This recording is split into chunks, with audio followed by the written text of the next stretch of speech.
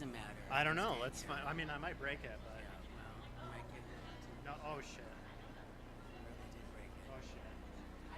Oh god. Oh no. Oh no. How do I get out of this? It's gonna explode. Wait. We need help. I don't want to fuck We need this up. help. Help. Ask for help. Get a young person.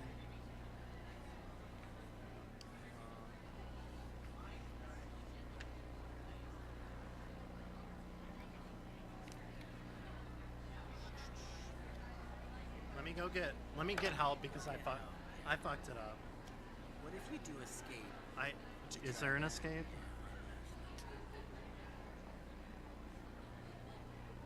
So,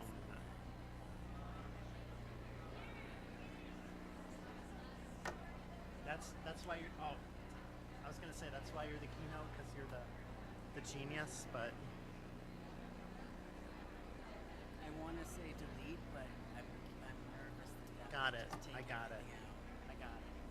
We're good. Did it? All right. So these are the slides. Nice. These are the slides you sent me, Yeah. and I just put the Yeah, that's great. screenshot over. So if you made changes, they won't. I didn't make any changes, and this isn't going to fall down or anything. It's pretty secure. It's secure. You're good. All right. So Lorna's gonna introduce you. Okay, And then it's all yours. wonderful. All right.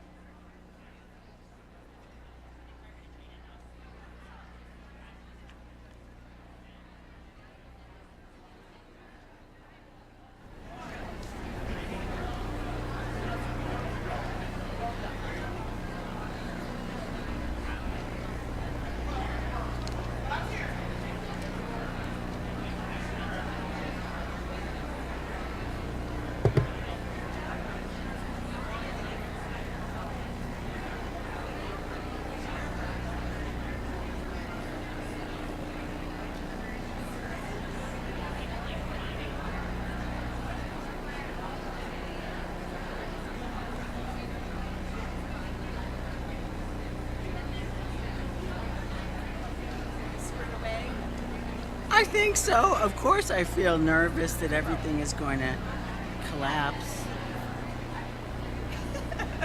I always You have everything you need. Well, I would love to have a place to put this, but I can also just go off. I can just so go. another kind of music stand podium thing. Yeah. If not, it's not a problem. I really Share. That would. It's too far. If there's anything that was just like we could set that there, like.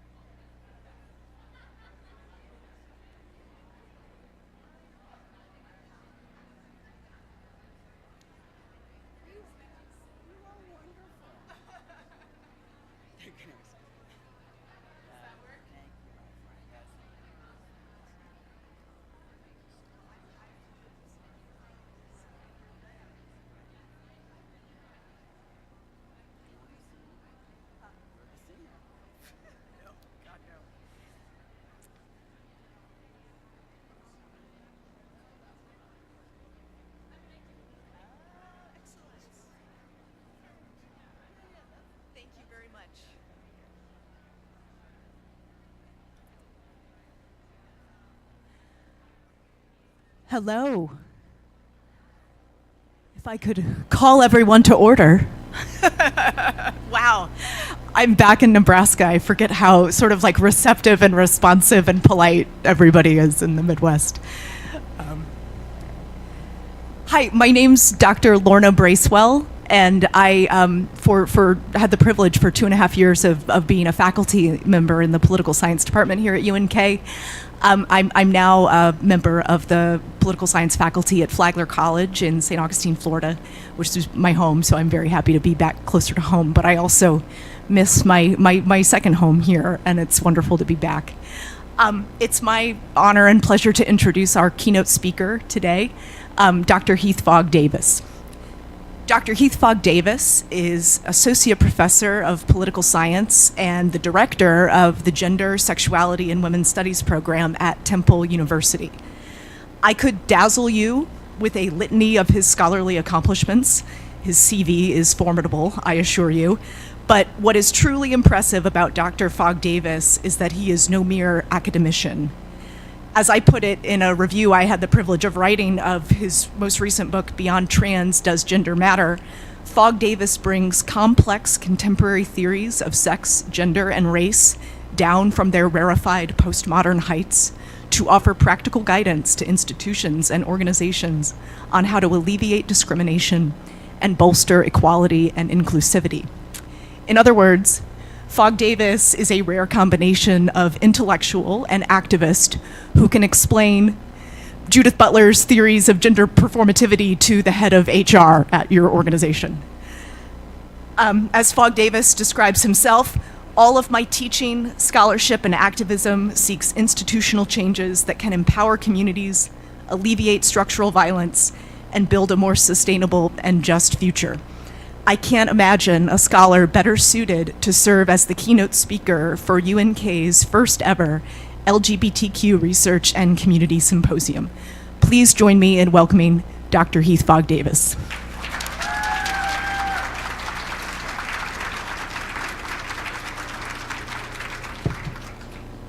Okay, so first of all, thank you, Lorna, for that introduction, and also for your friendship and being such a great colleague. And I also want to thank Patrick for the Herculean task of organizing an event like this. This conference is truly groundbreaking and amazing, and I'm thankful to all of you for being here.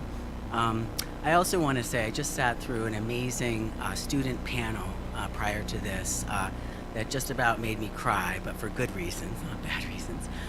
Just because UNK students and also students who are here from Flagler College in Florida had used what I'm going to talk about today, this gender audit, to take a look at their own institutions and figure out the places where gender and or sex was mentioned in a policy. And they're doing amazing stuff, and they've already done amazing stuff. They're bringing about precisely the kind of administrative changes that I think that we need. And just to kind of reinforce your efforts to say that when those messages come from students, the administration will listen to you eventually, so keep at it. Okay, so I commend them tremendously. So today I'm going to talk a little bit about the book itself, some of the main arguments in it, but I'm also going to bring it, like Lorna said, just sort of make it plain, to talk about some concrete examples of what I think a better, more trans-inclusive world would look like, and so I will do that. I also, and I want to leave a lot of time at the end for conversation, so be thinking about questions or comments, and I want to hear from you as well. And also, I will just say that I will come out in another way also today, which is to say that I grew up in a farming community, and it's been a long time since I've lived in a rural environment, and so coming to Nebraska, it was both sort of like a bit of a culture shock at first to land at the airport, which is amazing. It's super small, but it was amazing, and the never-ending cornfields was a familiar sight to me. And on a serious note, just to say that, I grew up in a time when I very much felt like that was not a place that I could stay for the rest of my life and grow up. And it does make me a little emotional to see that is happening and that those changes are being made. And so I just want to thank you all for that. Okay, all right, here to my talk. So I just mentioned farming communities and cornfields and rural environments. So let's go from that to sort of the opposite, and I'm going to plop you down in Center City, Philadelphia, which is where I've made my home for the last 13 years. So this is a city bus going around City Hall. So Philadelphia is a huge city, as you know, making its way. So you might be wondering at this point, why are we looking at a bus when we're supposed to be talking about gender identity and trans inclusion? So this is the reason why we're talking about it. Because Philadelphia had a policy for a number of years, from 1981 all the way up to 2013, of gender marking its bus passes. So this meant that if you wanted to get a monthly pass within the city of Philadelphia, you had to get an M or an F sticker attached to your bus pass. It sounds ludicrous, and I think eventually the city got rid of this, but let's talk about why they were there in the first place and how they came to be removed. All right, so this person is Charlene Arcilla, who passed away, but she was an eminent force within the city of Philadelphia, an African-American trans woman who was an activist and led on a lot of different fronts in the community. She bought a pass, and I should say that there was a distinction also that had to do with race and class, and so like a lot of cities, people who live within Philadelphia tends to be majority black city, and then the suburbs are mostly white. People who were taking regional rail and using those train lines did not have to get a gender marked pass, but those within the city did. So there were discrepancies there as well. All right, so Charlene, and here's a picture of her. A lot of local news started to follow her story, so she bought the pass that made sense for her. I mean, she identified as female, so she bought an F marked pass, and she tried to use it. And it wasn't every time, but sometimes she got hassled, and there were even times when they told her, you can't take the bus at all. So this kind of like discretionary leeway where she never knew when exactly that she would be turned away, but it was always a possibility, was incredibly discriminatory and oppressive, and we'll talk a little bit more about this as we go along. So because she was an activist, she decided to test the system. So let's see, if I buy an M marked pass, what happens? And she did that, and she was turned away as well. Right. So this created a scenario. She was told that you're not a real man. You're not a man, and you're not a real woman. So this goes to the essence of the argument that I want to make, that it's often bureaucrats and people who are working. Imagine being a bus driver operating a bus in the city of Philadelphia. You have so much to take care of, and just physically driving the bus itself. Each bus driver was supposed to check each pass that came before them for the correct date and also the correct gender marker. So the employee handbook actually said this. A lot of them did not have time to do this, so it was an inconsistent kind of policy.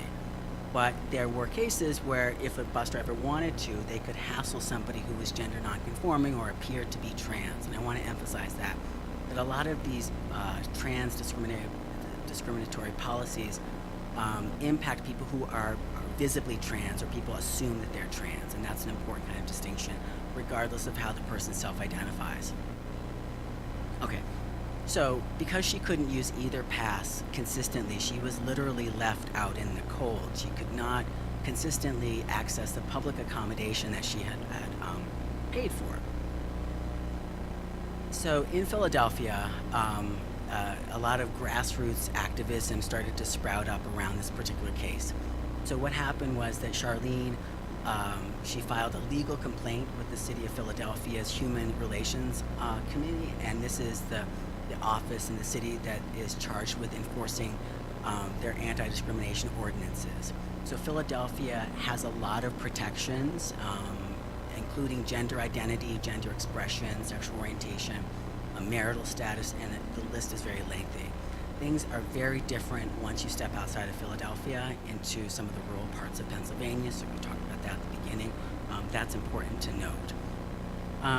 So her case sort of went on for a long time. SEPTA dragged its heels or its wheels, to make a bad joke there.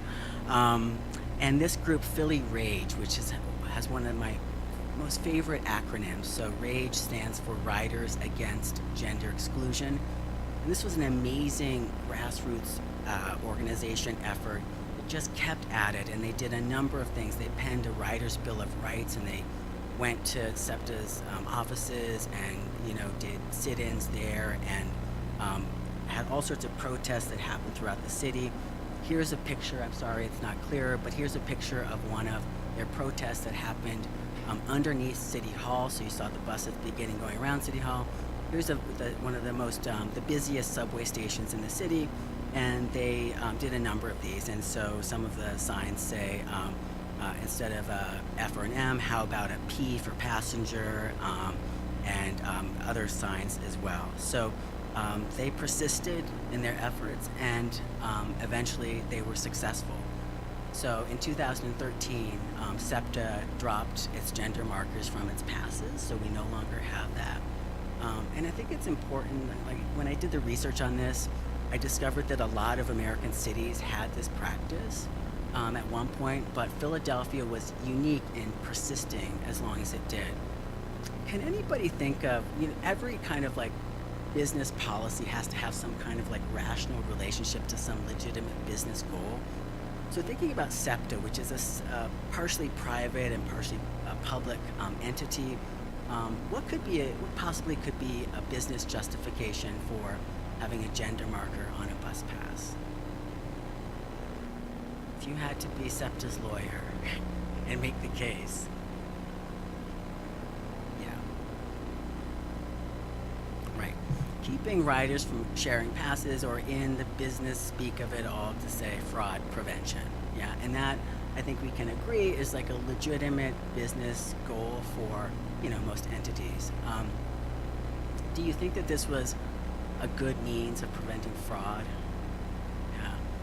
It falls apart pretty quickly, because if you're trying to prevent people from sharing passes, you can just say, if I have an M marked pass, I can find somebody who appears to be an M, and I can share the pass with them, and it goes on and on, right? So it wasn't a legitimate kind of policy. There were other ways to get to that end. What are some of the other ways that you could prevent fraud, that SEPTA could have prevented fraud? Any thoughts about that? Yeah. Yeah.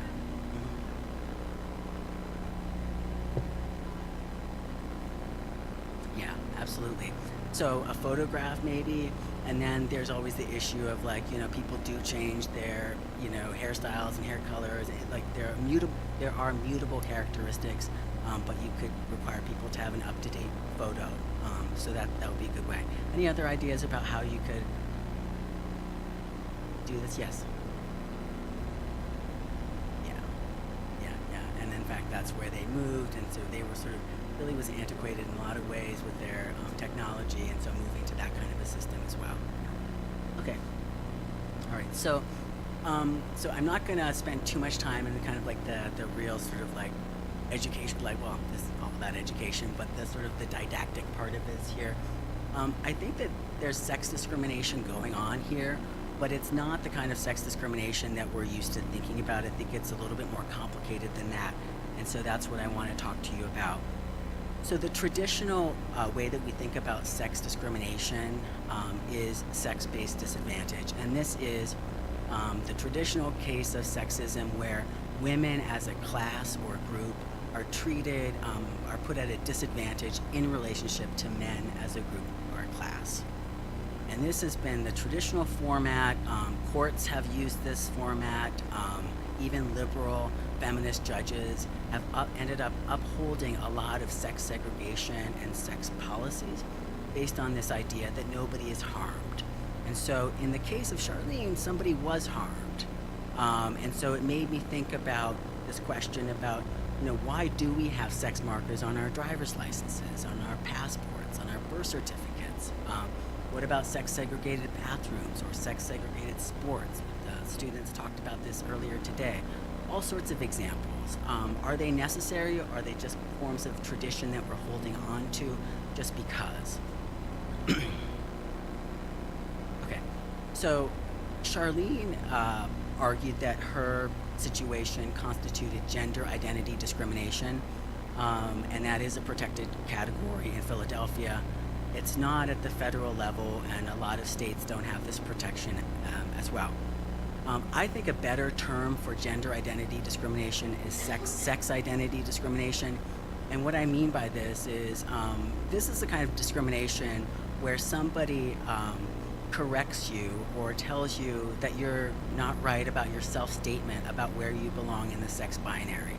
So I am all about self-determination where gender is concerned. I think it's important, and when you have policies like the one that SEPTA had, you put other people in the position of overriding your self-statement. So this is who I am, or Charlene, this is my gender identity, I bought a pass, I paid for it, she should be able to use that. It's nobody's business, and they shouldn't legally be able to override that decision. Okay, so there are two liberal strategies that I want to argue against, and then we'll get to the one that I think is the best option.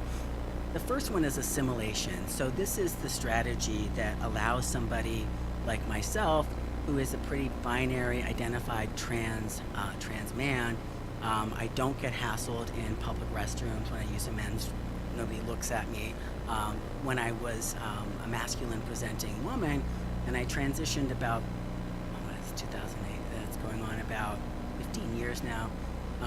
I was hassled all the time, and so I want to make that clear as well. So a lot of trans people have a history that isn't exactly apparent just by encountering us now.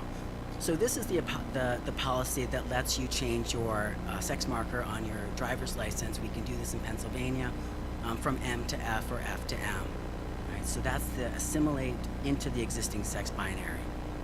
Accommodation is the other liberal strategy, and these two have been the most popular in trans civil rights advocacy. And I want to be clear, I'm not knocking these, that they haven't been important, but I think that they don't go far enough, and I want to push things a little farther, and I think that we can. Well, the other strategy would be accommodation. This is where you add a third option. So in the case of driver's licenses, this is the addition of an X in addition to F and M, so that there are 10 states in the District of Columbia now allow this option. So you can request to have an X instead of an F or an M on your driver's license. And here is the first person to apply for such a license in DC.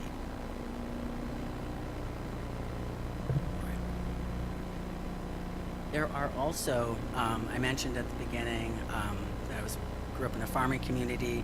I don't know if I said it was in Ontario, Canada, but it was. And so, interestingly enough, my country has been very busy at bringing about a lot of these reforms, much more so than this country that I have come to. So it's been an interesting kind of thing to witness that happening. Not to say that there aren't problems or there isn't resistance in Canada, but they've been a lot more progressive when it comes to trans inclusion. Here is somebody holding a birth certificate that's been amended. So in Ontario, the province of Ontario, you can amend your birth certificate to have an X designation instead of the M or the F. Okay, so this again is an accommodation. It's also the case when you have the third gender-neutral bathroom in addition to the existing sex-segregated bathrooms. That's an accommodation, and that's traditionally like predicated on the ADA model of a disability rights bathroom that's accessible. And now we're kind of multi-purposing that bathroom, which is a lot to put on that one single stall bathroom that is now supposed to serve everybody who doesn't want to or can't fit into the sex binary as the bathrooms are organized. Okay. The place that I would like for us to go is something I call gender inclusive policy design.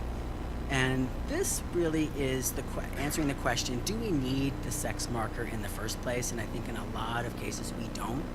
And interestingly enough, and you might be surprised to hear this, of all places, Medicare, the federal government agency here, has decided to eliminate the gender markers from its member cards, and they did this last April.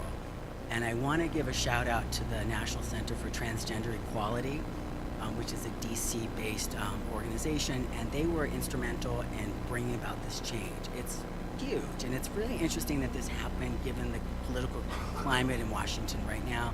It goes to show you that there are a lot of like nodes of power administratively, like you can make a lot of changes happen just by figuring out, tracing the lines of power. So getting rid of those, I think, is a really important thing. In my work and when I work with organizations, I do some consulting with companies and organizations. I have them do a gender audit, which is exactly what the students did, which was amazing to hear the results of it. And it kind of goes like this. We're just taking a look. When and where is the word sex or gender used in a policy? And it's important to also think about whether these two terms are synonymous. In academia, we spent a lot of effort, and Judith Butler included, to be very precise in our definitions. When it comes to courts and a lot of our everyday usage, we use these terms back and forth, and we're not very careful about what we mean by them. So I want people to be careful about what they mean and actually define the terms. So abolish the sex classification policy if it isn't necessary. So figuring out, do you actually need the policy in the first place? And I thought a very interesting example from the student panel before this session had to do with the student who was in a choir, and the required professional dress for the people in the choir, and or I should say symphony, I guess, because they were using instruments. That's right. You can tell I'm not a music person. Anyway, they were playing music, and there was sort of like a sex-specific code of dress that women had the option of like a black skirt, and men had an option of, you know, the black tuxedo or wearing black. And the student was saying, why not just not specify the particular items, but just say that black formal attire, and for students who have to hold the instrument between their legs, having a skirt on is not a practical thing. And I just love that example, but because it's a good example of where you don't have to mention gender at all. You can get to your legitimate policy goal of having everybody dressed in black and looking uniform in a symphony without specifying the clothing by gender.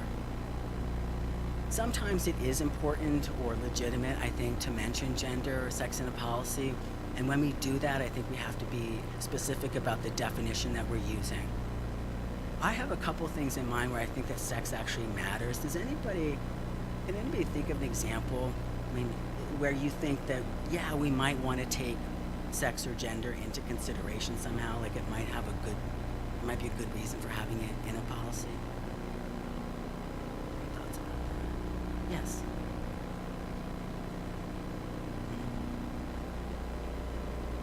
Yeah. Well, let's talk about that briefly. Yeah, because I think a lot of people probably might come up with that example too. Is sex, like, let's talk about like an intake form. We go in to see a doctor or like to the ER, we get paperwork to fill out. Should that paperwork include, like, ask you about your gender? I guess, like, let's ask this question. What might the legitimate reason be? Medications. Yeah. Okay. Good. Anything else? Medical testing. Yeah. Right. Sex specific.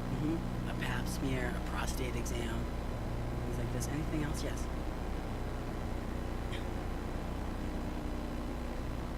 Yeah.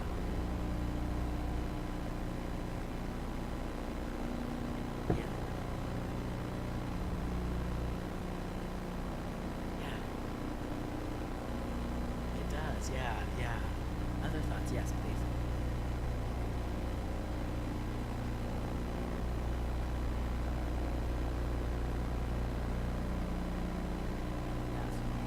Complicating the formula. Right. Any other thoughts?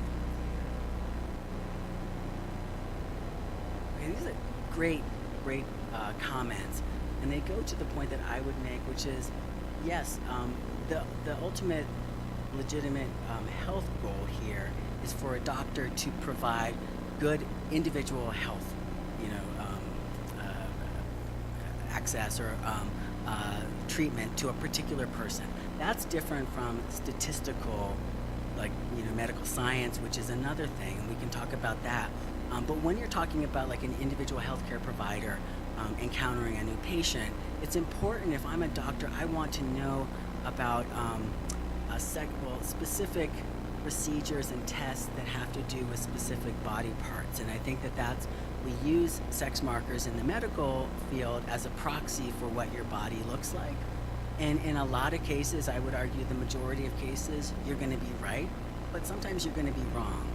And when you're talking about individual healthcare provision, that's a really problematic thing, because it is about the individual. So it can be an impediment for a healthcare provider actually knowing about your body and how to provide good healthcare. So I would just we can talk about that a little bit later if you like, but a lot of times we're using sex markers as a proxy for some other kind of information, and I feel like just ask directly about the information if that's what you want to get.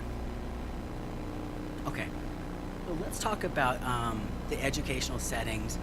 Here at UNK, do you all use the Common Application for students who remember applying to school here? You use the Common App? Yeah.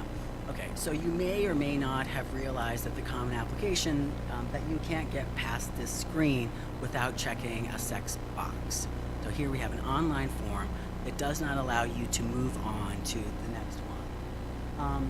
So in the course of writing the book, it was really interesting. I would go back and check, and the Common Application form would change every couple of months where the gender markers are concerned, the questions that they asked. And this is an indication that we're in flux as a society right now. Like, do we add another transgender option? What does that tell us? Do we have an open box and let people tell us their own gender identity? How do we operate here? So they're kind of in limbo at the moment. They have both assimilation going on here and accommodation. You can see here, the assimilation part is to check, male or female, but also there's an open text box here. It says, if you would like the opportunity to, we invite you to share more about your gender identity below. So there's an open text box there. The problem with this, as you probably are thinking, is it's not clear how that data is compiled and what gets done with it. So if I'm filling this form out and it's important for my future college to know something about my gender identity, this might just be a throwaway box of data that that's not taking into account. Plus, there's no definition given here of sex or gender, whether we're talking about the sex that's designated on a legal document versus how you identify yourself, all these things. So that's something to think about as well. I want to talk a little bit about sex-segregated organizations on campuses, since we're on one right now, and then we'll segue into more of a conversation with you. But I show you a picture here. What is this a picture of? A little test if you're still awake here with me. For easy credit. What is this a picture of? Right. It's a fraternity, and in part you can see by the red cups here that it is something to do with that. So this is actually a picture of a fraternity at Yale University.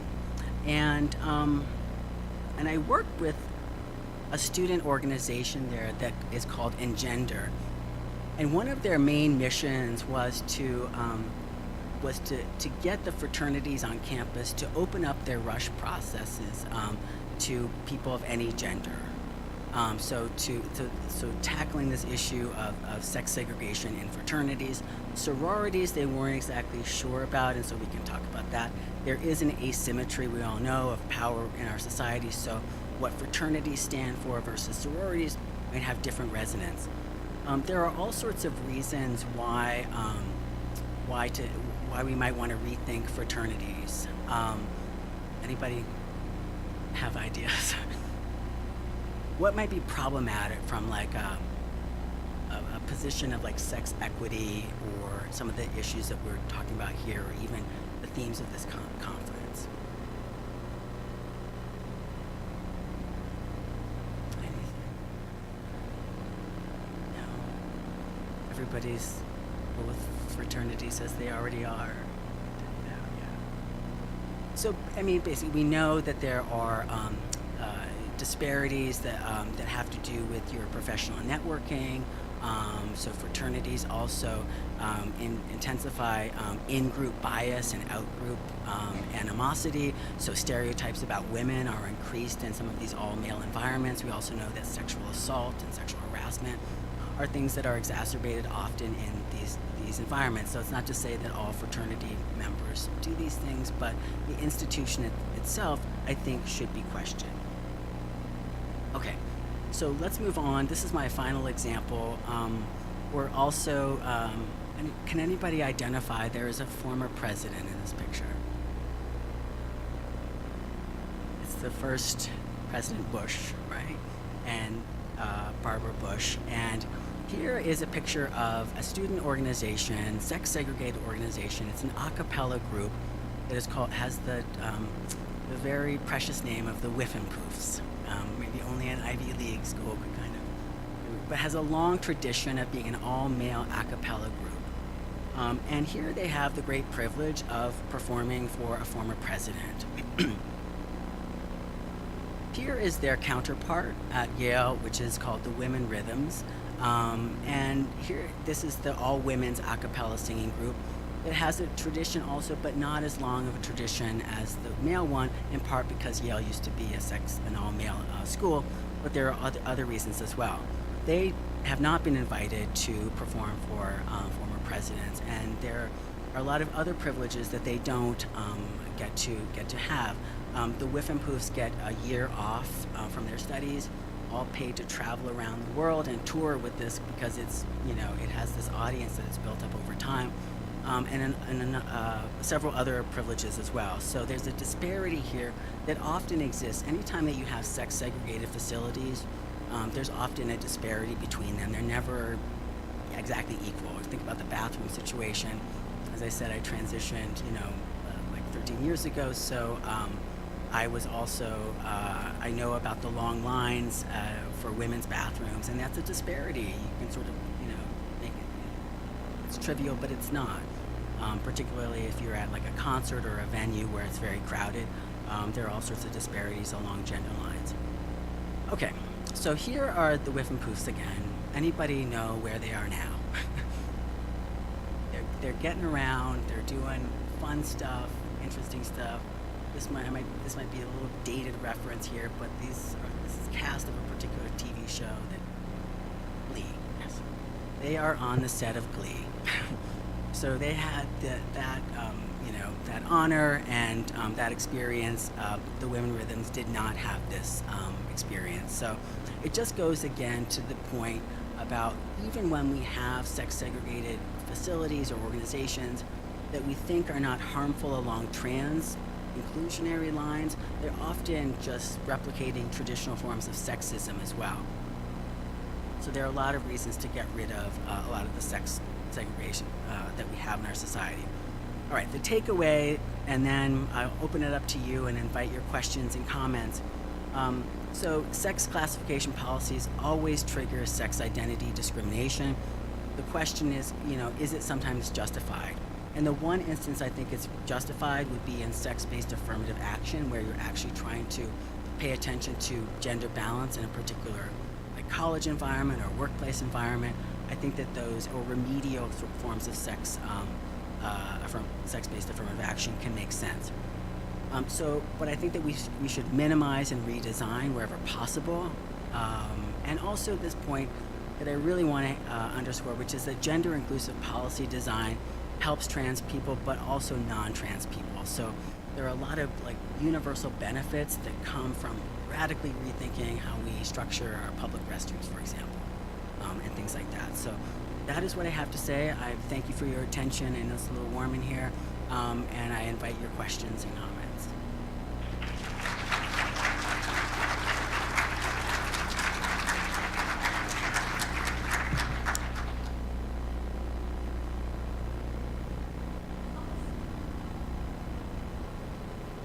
Excellent.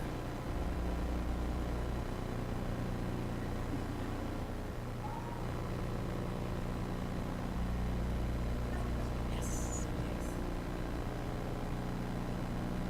Questions, comments, stories?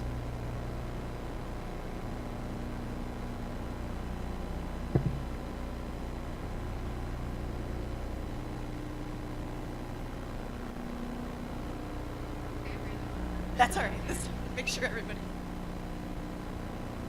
Okay, so when you were talking about like the fraternities, this is like just my personal opinion, so I don't really know what it's like at other colleges, but I feel like we're really inclusive of cisgenders. What ways do you think like we can be progressive about including all genders, as we've like kind of learned to accept all sexualities? Okay, I think you're talking about sort of like there's the one issue of like getting rid of the sex classification policy, but also, yes, you can. Sorry about that. So just so I understand your question, are you asking about what proactive measures we could do to make people of all genders feel included? Yeah, I think that's a really important question. And I think it's, like my argument in my work is sort of operating at one level, but I think a lot of additional work has to happen, and it's precisely what you're talking about. So actually, I mean, some of this can just be done in terms of like a mission statement. I mean, that's important as a starting point to say, here's what we're about, we are about including, and sometimes enumerating and saying, not just that we're gender inclusive, but that we are welcoming of people who identify as trans, gender fluid, gender non-binary, so it's like specifying, I think, can also be a signal to people that you're serious about what you're doing and that you've thought about it. So I think that those measures are really important. And then there's the larger kind of like deeper institutional education that has to happen. So it's one thing to take away some of these policies, but then I do think that we have to have conversations about, like what, even just about trans identities and what that spectrum entails, and educating people about terminology and things like that. So thanks.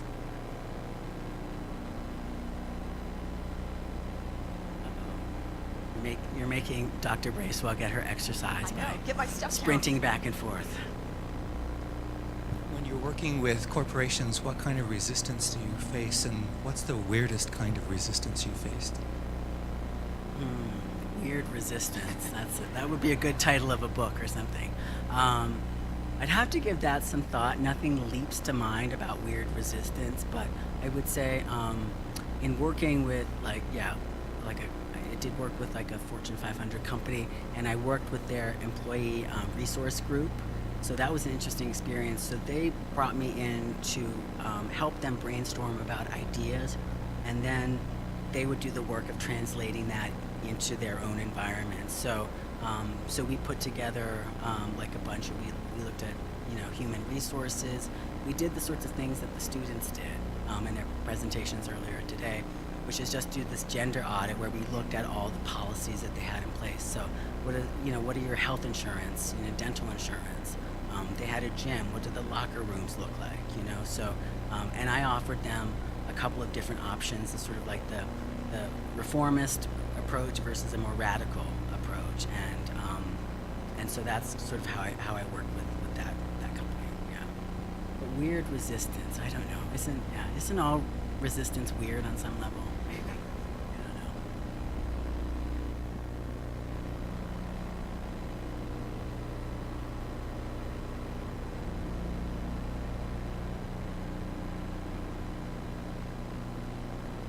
know. Okay, so just asking because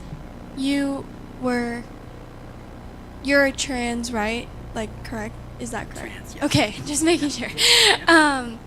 Just asking from like your personal experience, what was the most, like, I guess, how did you feel the most discriminated or just not a part of society? Like, what was the most thing that made you feel that way, in a sense? So I can talk a little bit about that, and I should also say, I feel like I've gone through most of the letters in the LGBTQ.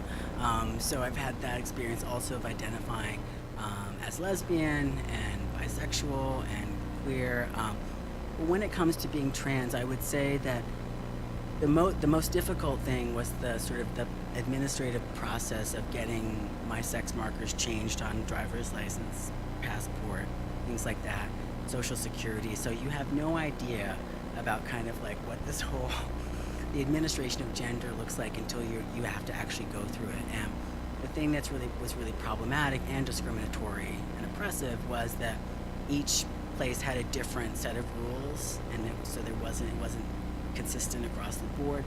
Also, and this going back to 2008 now, so things are somewhat different. A lot of this I had to actually like go down to the DMV and have that conversation or fill out that paperwork.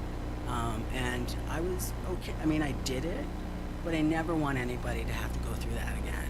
I think it's a really shitty thing, to pardon my French or whatever, but it's like to force somebody to have to go and make those phone calls, go to those offices and say like, here's my situation, you know, to go through that is a lot to ask of people, and particularly young people. And so that's a lot of the motivation for my work, is to get the policies changed so that people can make these changes if they want a lot easier.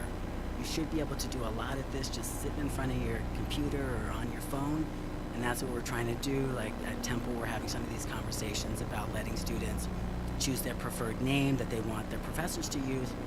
Let them do it online so they don't have to have an awkward conversation. And I'm basically, despite the fact that I'm standing up here, basically an introvert, so it was even worse, you know, to have to kind of go and do that. So,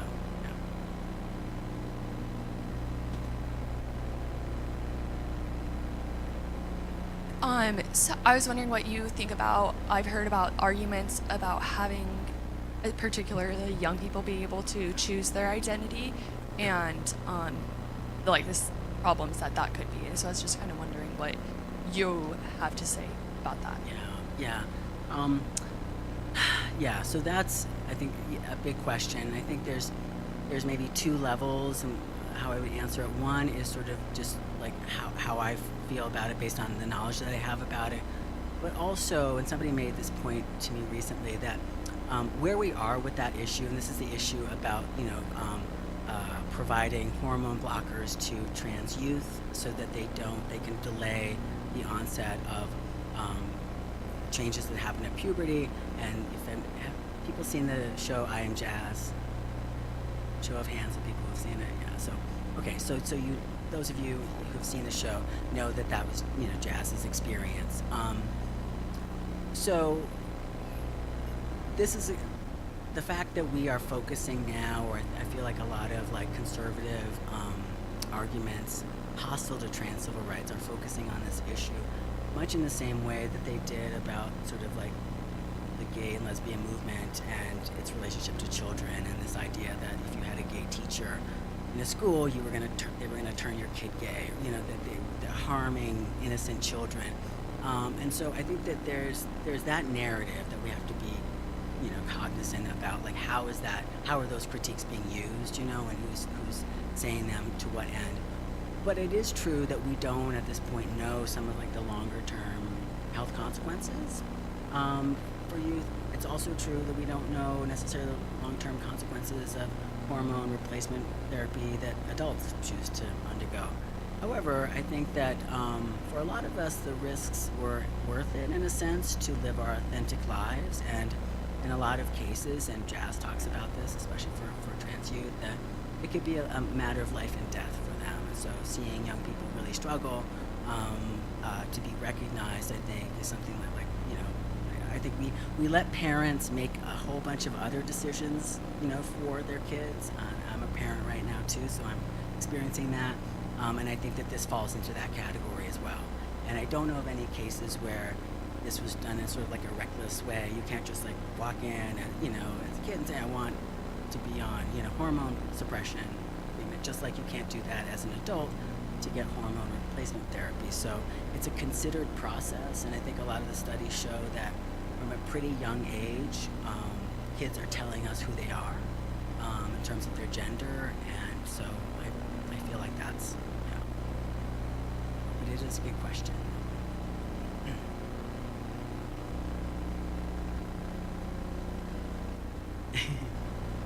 Throughout the United States, where do you think it is easiest to live, like, as a member of the LGBTQ community? What area do you experience, like, the highest acceptance rates and kind of least discrimination, where it's just kind of easier to make that transition?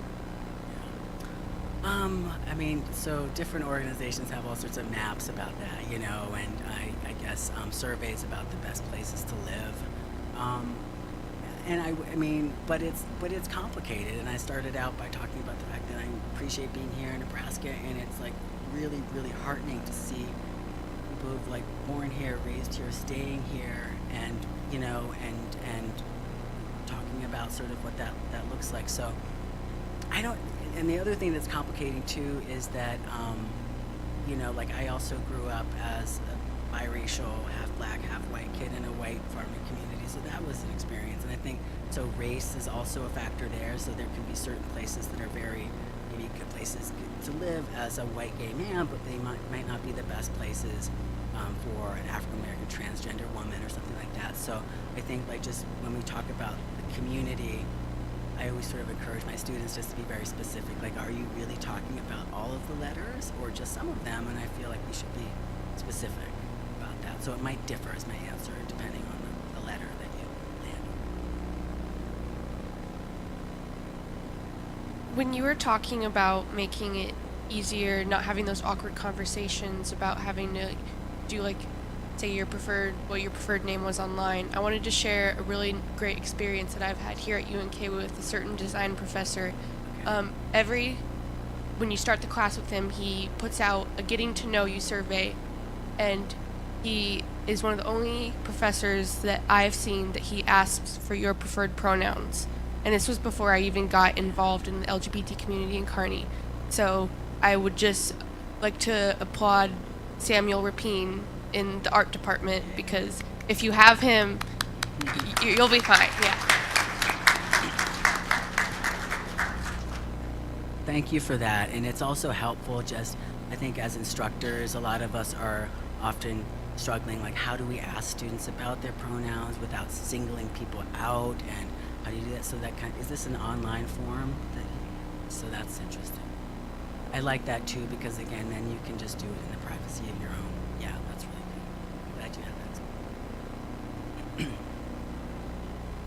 Just piggybacking off of the where is easiest to live, a class analysis is necessary because San Francisco might be really nice if you can afford it.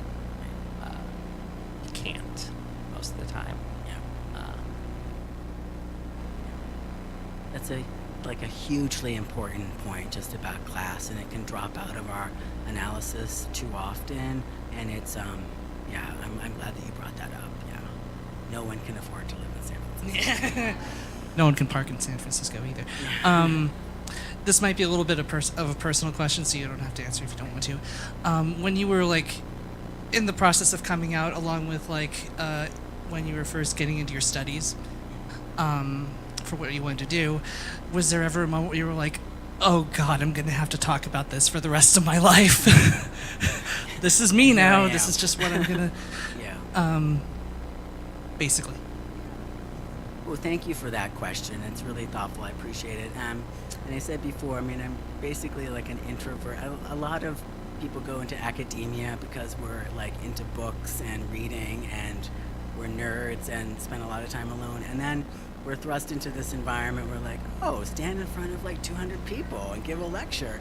And it seems like a really cruel joke, or at least misleading advertising. So yeah, but I gave a lot of thought to sort of, especially, do I want to write about this, you know? And I had to wait a number of years after I transitioned to actually write the book, because it would have been too close to my own, what I was going through. But once I felt like I was on stable ground, I thought about, you know, the benefit, how I would have loved to have read a book, you know, like the one that I would write. And so I did it, and I do this work and go to talk to people not because it's super easy for me to do, but I think it's like very important. And we had a conversation earlier about what we can do as professors and people with, you know, a certain amount of power and even having tenure, and now I have an administrative position, to really try to, you know, realize that with that privilege comes a lot of responsibility, and I can say and do things that other people can't do without losing their job. And I think I take that seriously, and it's really important for me to like to do what I can. So I appreciate that. Thank you.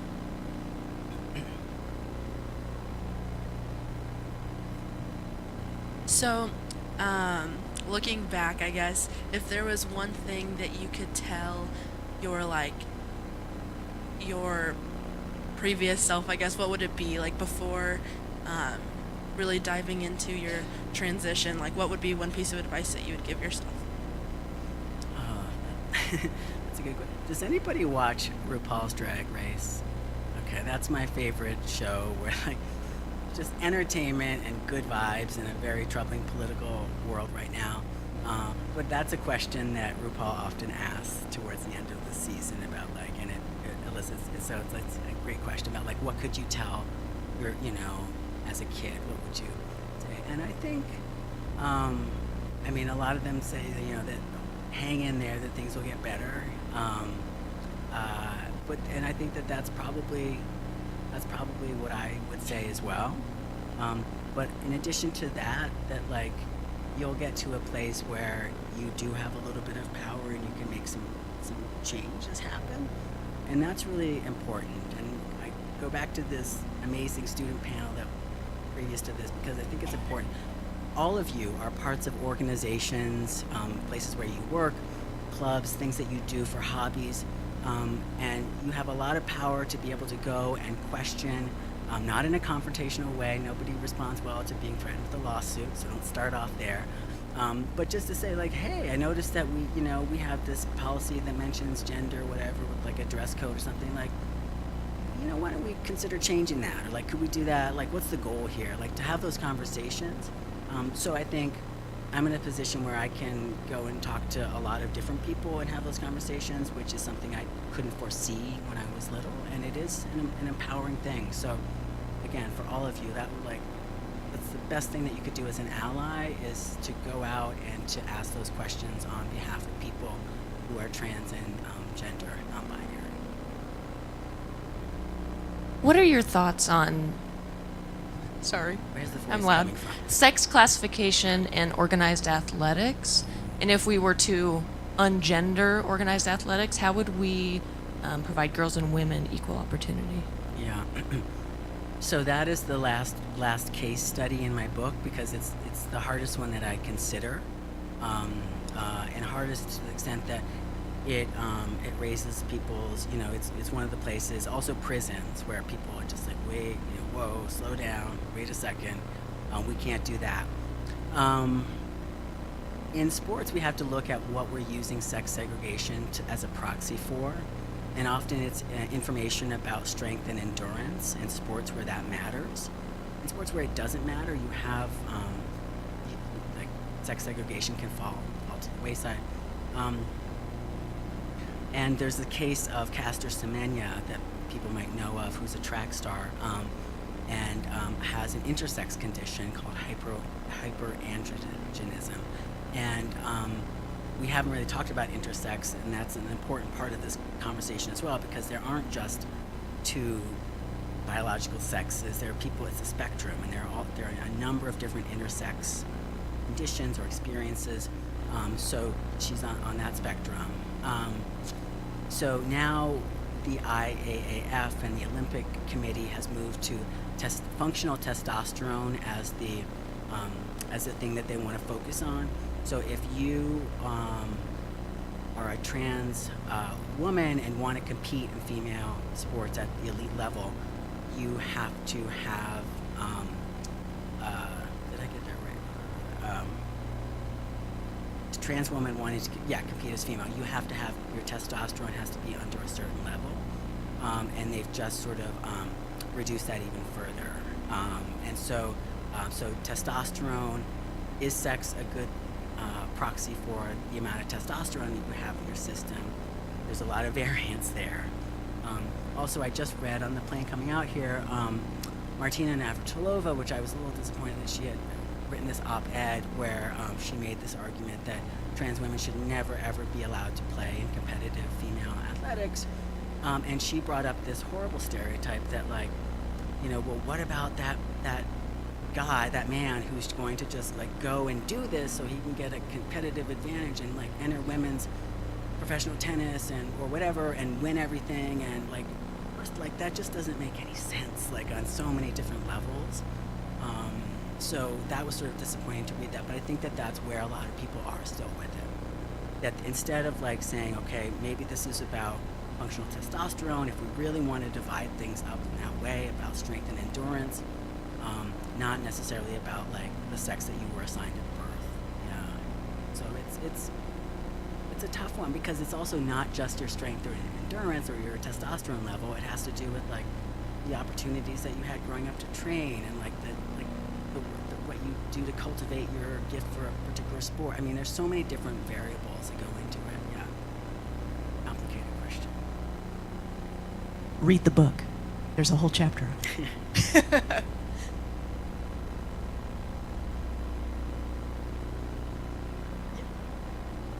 I get the last word. Okay. If you were going to make policy changes for a university such as Temple or University of Nebraska Kearney, what are the big sex discriminatory factors you would tackle first, and how would you do so? Yeah, I would go to the bathroom. I would go to the bathroom issue is really, really important, and it's a problem that can be solved architecturally. You just have to have, as an organization, the motivation for doing it. You can retrofit existing sex-segregated bathrooms. There are some colleges that have transformed. They have like sex-neutral bathrooms that they've transformed on one floor, and then the next floor is sex-segregated, and they go like that, so they give people the option. That's important. It's problematic. I know that the fight is for just to get one gender-neutral bathroom in like a building, and that's important to have. But it's not enough. You have to do more than that, and I think that we can do more than that. It's a struggle at my own university. I think a lot of colleges are waiting to see what other peer institutions do. I would say for the students here, the administration, board of trustees will listen to you if your voices are loud enough. And just understanding more now that I'm an administrator how these places work. That's true. I can, they'll listen to us to a certain extent, but you are the ones that are paying tuition, and they're the ones, that they want to keep happy. So I feel like once that swell of activism really comes from the students, then you're going to see changes.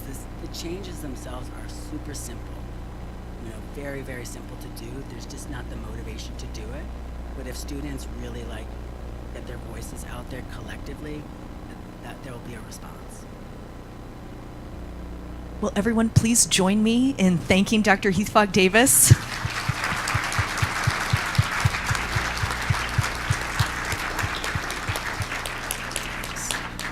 Lunch is next, and it is in the room next door. We have about a 15-minute break. If you have a name tag, if you've registered for the conference, which is free, then if you have that name tag, that is your ticket into your wonderful free lunch. So enjoy. We probably have enough for everyone as well, so if you just want lunch, just go in. Just get there before Patrick and I get there.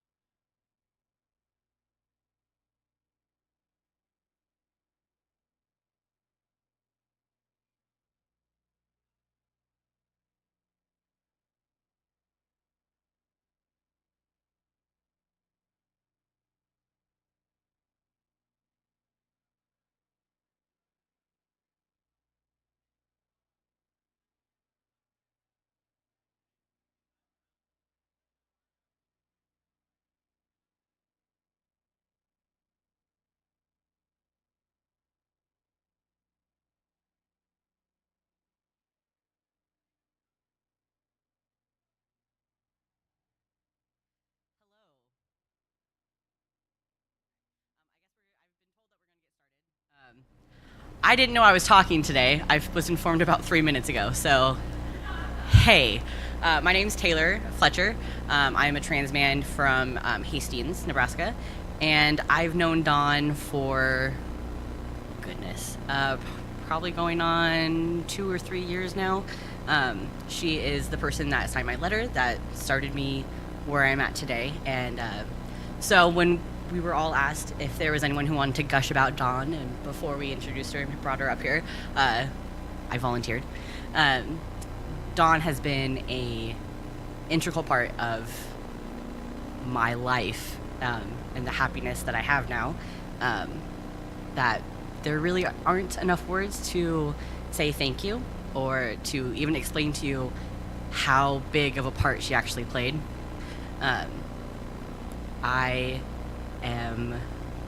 I'm married to Sophia. You can raise your hand. Okay. Who is a trans woman in Hastings. And we just recently got our names changed. I kept my birth name. I'm Taylor. I've always been Taylor. It's the one good thing my mom gave me was a unisex name, so it worked out really nice. But Sophia changed all of her names, and her middle name is Dawn. Isn't that just the cutest thing you've ever heard? When she asked Dawn's permission before she stole it from her, and we decided that was the best way that we could honor a person who saved Sophia's life. Before that, Dawn was the first person that believed Sophia and didn't try to change her, didn't try to tell her that she was going to hell or secretly in love with her mom or something weird like that. So we wanted to make sure that for the rest of our lives, no matter where we ended up, whether it was in Hastings or Antarctica, we always kind of carried Dawn with us. So I'm going to turn it over to her. She's crying now, so you're going to have to give her a minute. But I'm going to turn it over to someone who is probably one of the most important persons in our lives. So listen carefully. She has a lot of good things to say.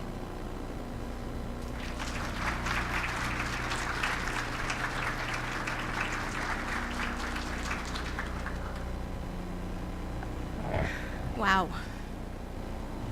Thank you. That was beautiful. Did not expect that. So as Taylor said, my name is Dawn Darling. My pronouns are she and her. I'm an LICSW, which is a licensed independent clinical social worker. My business is Sunrise Therapy, and I'm currently located at Kearney Counseling Associates over by YRTC. I identify as a cisgender female, and I want to humbly come before you today with an understanding that I come with cisgender privilege. I have my own personal bias that I'm trying to constantly be very well aware of. I have white privilege, like this is where I'm coming to you from. I absolutely appreciate the opportunity to be able to speak with you today and for all of you being here today. What a great symposium this has been. Today I'm going to be speaking about supporting the transgender community from the perspective of an ally and a mental health provider. I also want to thank Patrick Arnold and all of UNK for having this event today. So I graduated from UNO with my master's in social work degree in 2014, and immediately after graduating, I started my own private practice doing mental health therapy at Kearney Counseling Associates. And late that year in 2014, I started working with transgender clients. And I was affirmative and I was accepting and willing to work with the trans population, but I didn't know everything. I still don't know everything.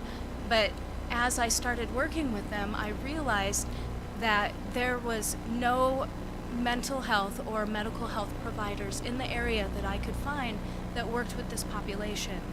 And So I set out to start changing that in our area, and I started working really hard at educating myself, gaining understanding and awareness, and the ability to work with this population in an effective way.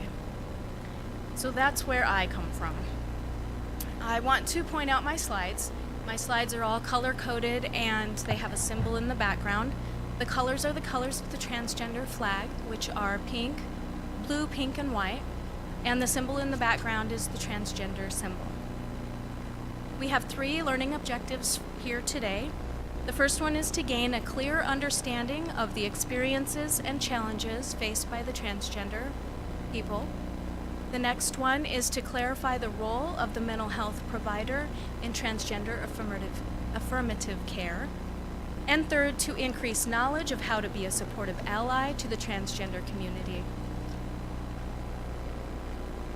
So we're probably all familiar with these letters, LGBTQIA+. And if somebody doesn't know what any of these letters mean, this is what they all mean. There's other words that stand for of the letters, but this is the basically what they all mean. I'm going to be using the letters LGBTQ today, and for this presentation we're going to be focused on the T in LGBTQIA, and that's transgender. So how many people here know someone who identifies in the LGBTQ community? That's wonderful, there's so many hands. And who here knows someone who's transgender? Okay, fantastic. I do want to point out that if you're here and you're transgender today, there may be some things that I say that might be triggering for you, so just be aware that there is that possibility. So I want to start with transgender and what that kind of means for us today. Transgender is an umbrella term that includes people whose gender identity and or their gender expression is different than their sex assigned at birth. So for example, people who fit under the transgender umbrella can include any of these that are here, a transgender man or woman, gender queer, gender non-binary, two-spirit, any of these people. As I speak today, when I say transgender, I mean anybody who's under the transgender umbrella.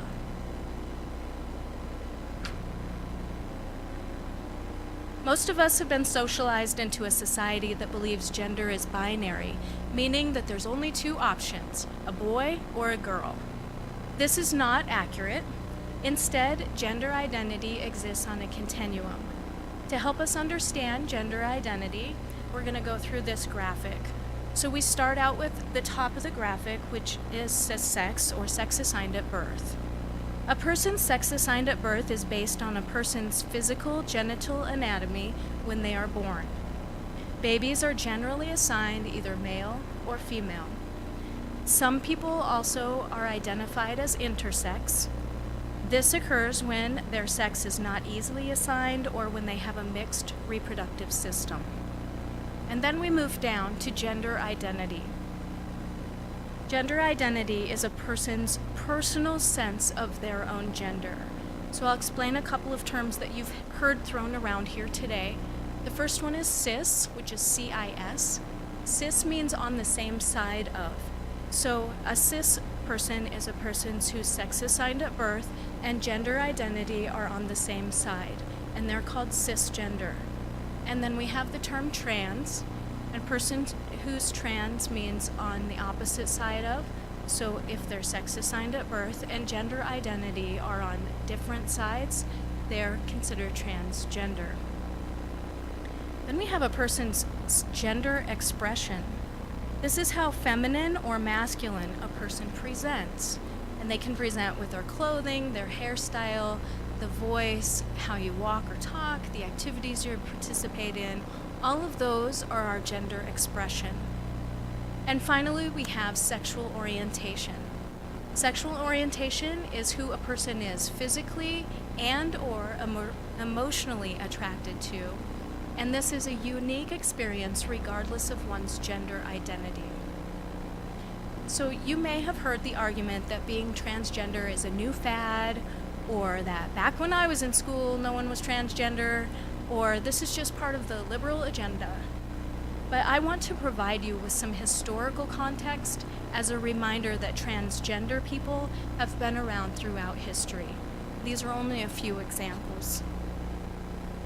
Born in 1886, Lucy Hicks Anderson was adamant that she was not a male, identifying as female before the term transgender ever existed.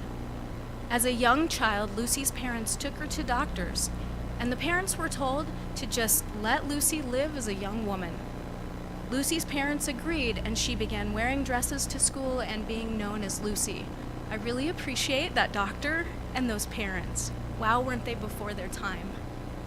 Throughout the course of her lifetime, she married twice and was repeatedly fined and jailed by the government for alleged fraud, for impersonation charges, and perjury on her marriage license, because at the time, marriage was only between a man and a woman, and they said that Lucy was not a woman. However, she was quoted with saying, "I defy any doctor in the world to prove that I am not a woman, and I have lived, dressed, and acted just what I am, a woman." Many people consider Lucy to be one of the earliest pioneers for marriage equality.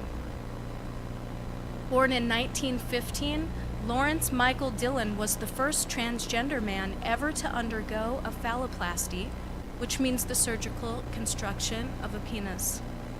He also published a book in 1946 entitled Self, A Study of Endocrinology and Ethics, which many people consider to be the first book about transgender identity and gender transitioning. In this book, Dillon describes the transgender identification as innate and unaffected by psychotherapy, and he advocated for the use of medical treatment using hormones and surgery as an alternative. Dillon himself went on to aid in the surgical transition of Roberta Cowell, which was Britain's first male-to-female transgender person to ever undergo sex reassignment surgery. Born in Houston in 1916, Little Axe was a gospel singer known for his tiny stature and huge voice. Little Axe performed with several gospel groups, including the Southern Gospel Singers, the Five Trumpets, the Golden Echoes, the Spirit of Memphis Quartet, and most famously, the Five Blind Boys of Mississippi. Continuing to perform well into his 70s, it wasn't until an autopsy was performed following his death that it was revealed Little Axe was actually a trans man. Born in 1926, Christine Jorgensen is often cited as the first American woman to successfully undergo gender reassignment surgery. In reality, although hers was one of the earliest cases, her surgery followed on the heels of at least a few other people. She was, however, the first person to become widely recognized as a transgender woman, and was generally a good sport about giving interviews and responding gracefully to media interests. And finally, we have Marsha P. Johnson. She was the co-founder of STAR, Street Transvestite Action Revolutionaries, with her friend Sylvia Rivera. Marsha P. Johnson was American gay liberation activist and self-identified drag queen. Known as an outspoken advocate for gay rights, Johnson was one of the prominent figures in the Stonewall uprisings of 1969. These people are just a few examples, reminding us that trans people have been around throughout our country's history. All of these people experienced significant challenges because of their trans identity. So let's talk about some of the common challenges that trans people face today. In 2015, the National Center for Transgender Equality conducted the U.S. Transgender Survey. This was an anonymous online survey conducted both in English and in Spanish, and just over 27,000 transgender people responded. The findings revealed disturbing patterns of mistreatment and discrimination and startling disparities between transgender people and the U.S. population when it comes to the most basic elements of life. I'm going to highlight a few of those findings. The first one is harassment and discrimination.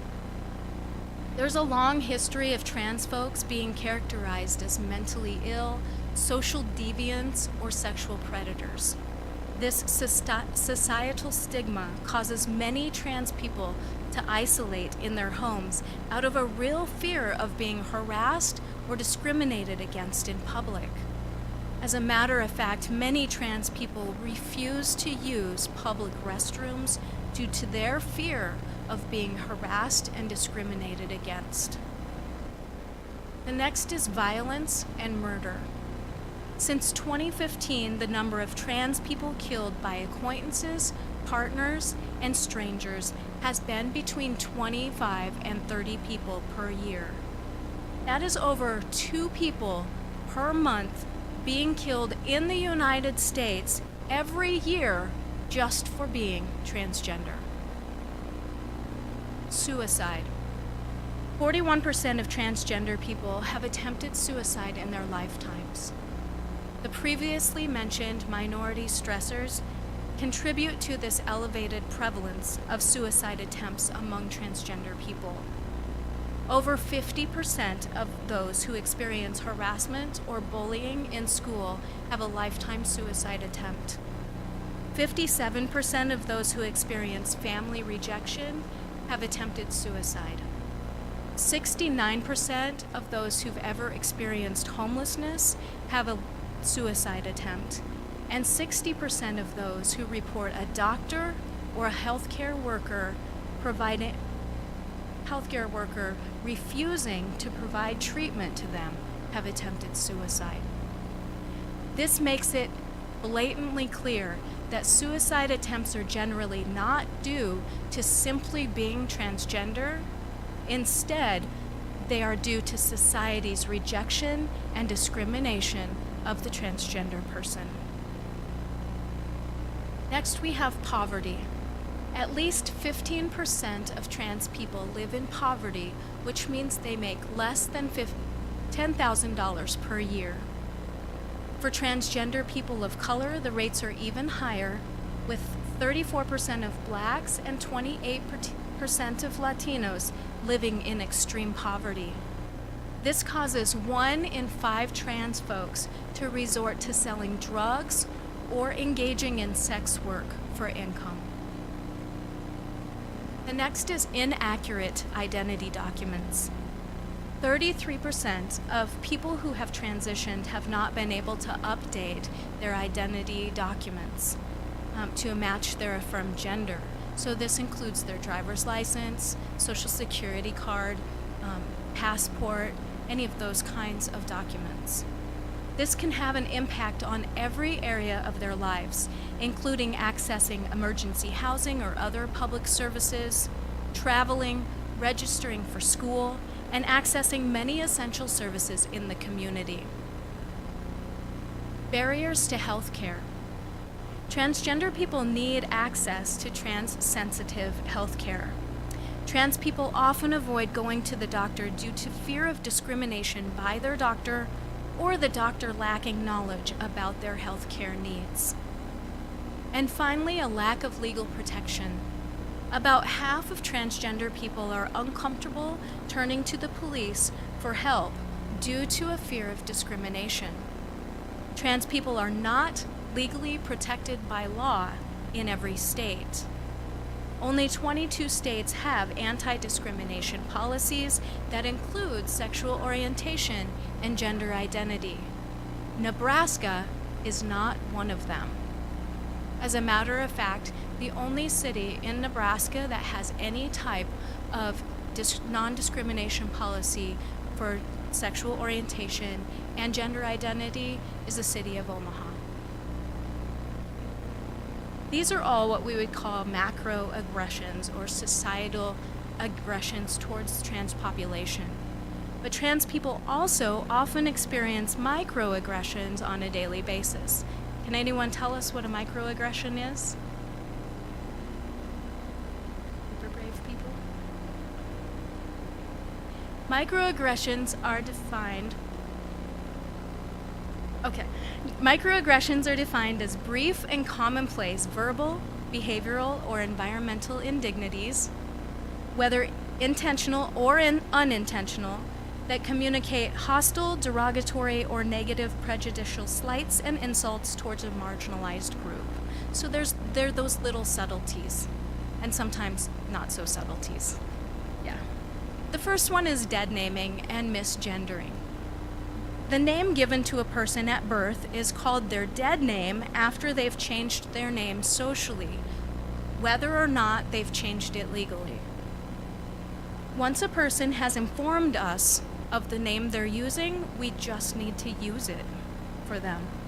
In the same way, as part of the transition process, trans people often change their pronouns to better fit who they are. It's incredibly offensive and hurtful to continue to use someone's dead name or wrong pronouns once they've informed us of how they would like to be identified. The next one is cis-sexist or transphobic comments. Cis-sexism is a belief that cisgender people are more superior or more normal than trans people. And transphobia is emotional disgust, fear, violence, anger, or discomfort felt or expressed toward a transgender person. Some examples of these types of comments include referring to a cisgender person as a normal person or a regular people, or verbally comparing a trans person to a cis person by saying something like, "Oh, I would have never known you were transgender. You look just like a real man." Or, "You'd pass so much better if you wore more makeup." Those are microaggressions. The next one is asking intrusive questions. So, we should never ask anyone, including trans people, if they'd have any kind of surgery or what they have in their pants. We should also never ask trans people how they have sex. Like, if we're not interested in answering those questions for ourselves, we really shouldn't be asking anyone else. And then the next one is making assumptions about a person's gender, gender journey, or transition goals. We are socialized to gender strangers by saying things like, "Yes, ma'am," or "Excuse me, sir." But instead, we should work on identifying people in other ways by calling people folks or y'all, or just simply leaving out a gendered response. Also, it's important to remember that every person's transition is different. We should never assume that just because we knew one trans person or because we read a book about a trans person, that everyone's experience is going to go that exact same way. So let's let individuals be individuals.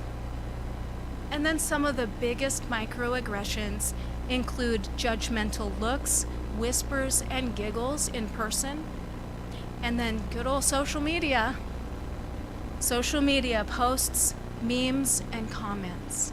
We should be very careful about those kinds of behaviors and proliferating that kind of attitude in person and on social media. It's important to realize that trans people deal with these types of microaggressions on a daily basis, and they can be very hurtful and very discouraging. Speaking of microaggressions, I'd like to take a moment to discuss something that happened right here in Kearney just last year.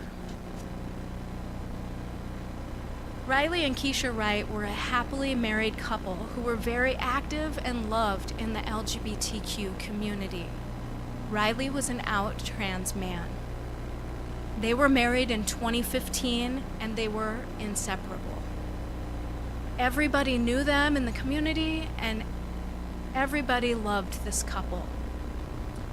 Riley and Keisha were in a tragic car accident on February 5th, 2018, and they both lost their lives that day. It was originally reported by the sheriff's office and NTV News that 2 women had died in the crash. But several people immediately reached out to NTV News, informing them that one of the victims was actually a transgender man. And thankfully, the news made the appropriate corrections right away. When NTV reached out to the Buffalo County Sheriff's Office, they stated that they've never dealt with a transgender fatality like this before, and that they use legal documents like driver's licenses, dental records, or fingerprints to identify people. So this makes it blatantly clear that as long as our society identifies people by gender, misgendering is going to continue to happen.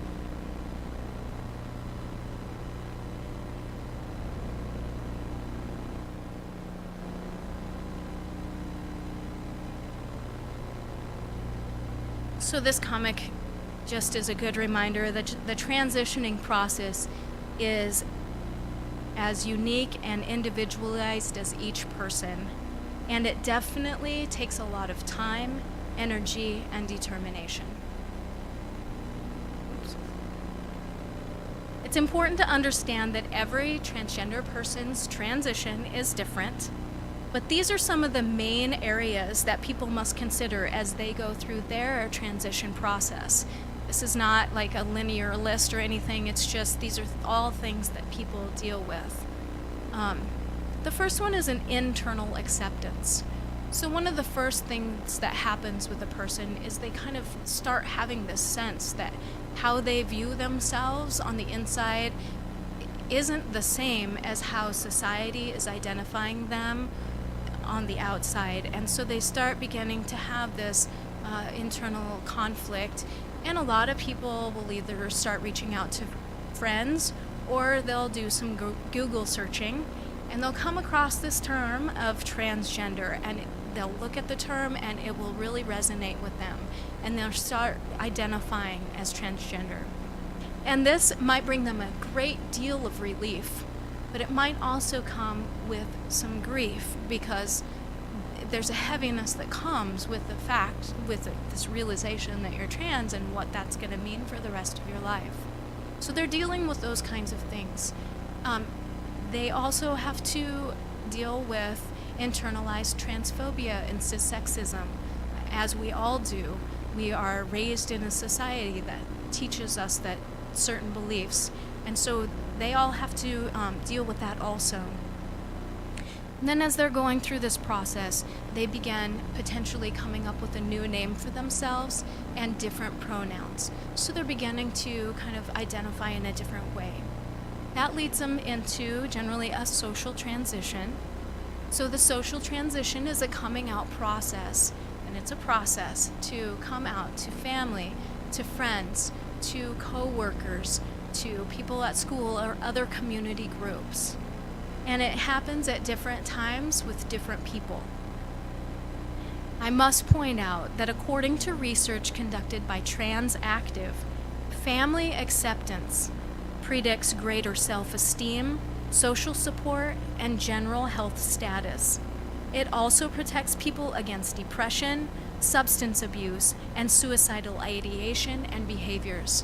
So one of the most important things we can do for our family members, or we can advocate to people when we're working with the trans population, is to help that family accept their person. Next thing is mental health therapy. So many transgender people choose to attend therapy as a starting place to clarify their gender identity, and or as a first step to moving forward from their social transition into a medical transition. We're going to talk more about mental health therapy in just a little bit. The next one is hormone therapy. So the guidelines have been set forth by the Endocrine Society on how we should be doing hormone therapy. Prior to puberty, kids don't need to do any type of hormone therapy. Their transition is solely a social transition. Once they start going into puberty, then we can consider putting them on to hormone blockers. Hormone blockers are going to halt the puberty process and kind of maybe buy us some time for the child to clarify their gender a little more solidly.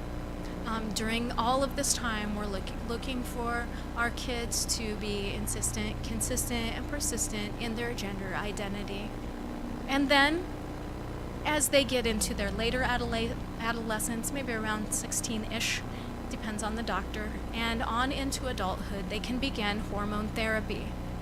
Hormone therapy for our trans women can include estrogen and progesterone and sometimes testosterone blockers. And then for our trans men, it can include testosterone. Hormone therapy is highly effective in developing secondary sex characteristics, such as facial hair, lowering the voice, and increasing muscle mass for our trans men. And then in developing breast tissue, softening of the skin, and affecting fat distribution in our trans ladies. The next one is those legal documents. This is such a pain, but people need to change their legal documents in order to line up with their identity. So one of the first places people sometimes start is legally changing their name. So a legal name change includes putting your name in the newspaper for 4 weeks saying that you want to change your name, and then having a court hearing where the judge will decide if he's going to grant you the name change. There's a little bit of financial cost to it, and so within about a couple of months you can get that name legally changed, and that will kind of open the doors for these other identity documents to be changed. So you can then go to the DMV and get your name changed on there and your gender marker.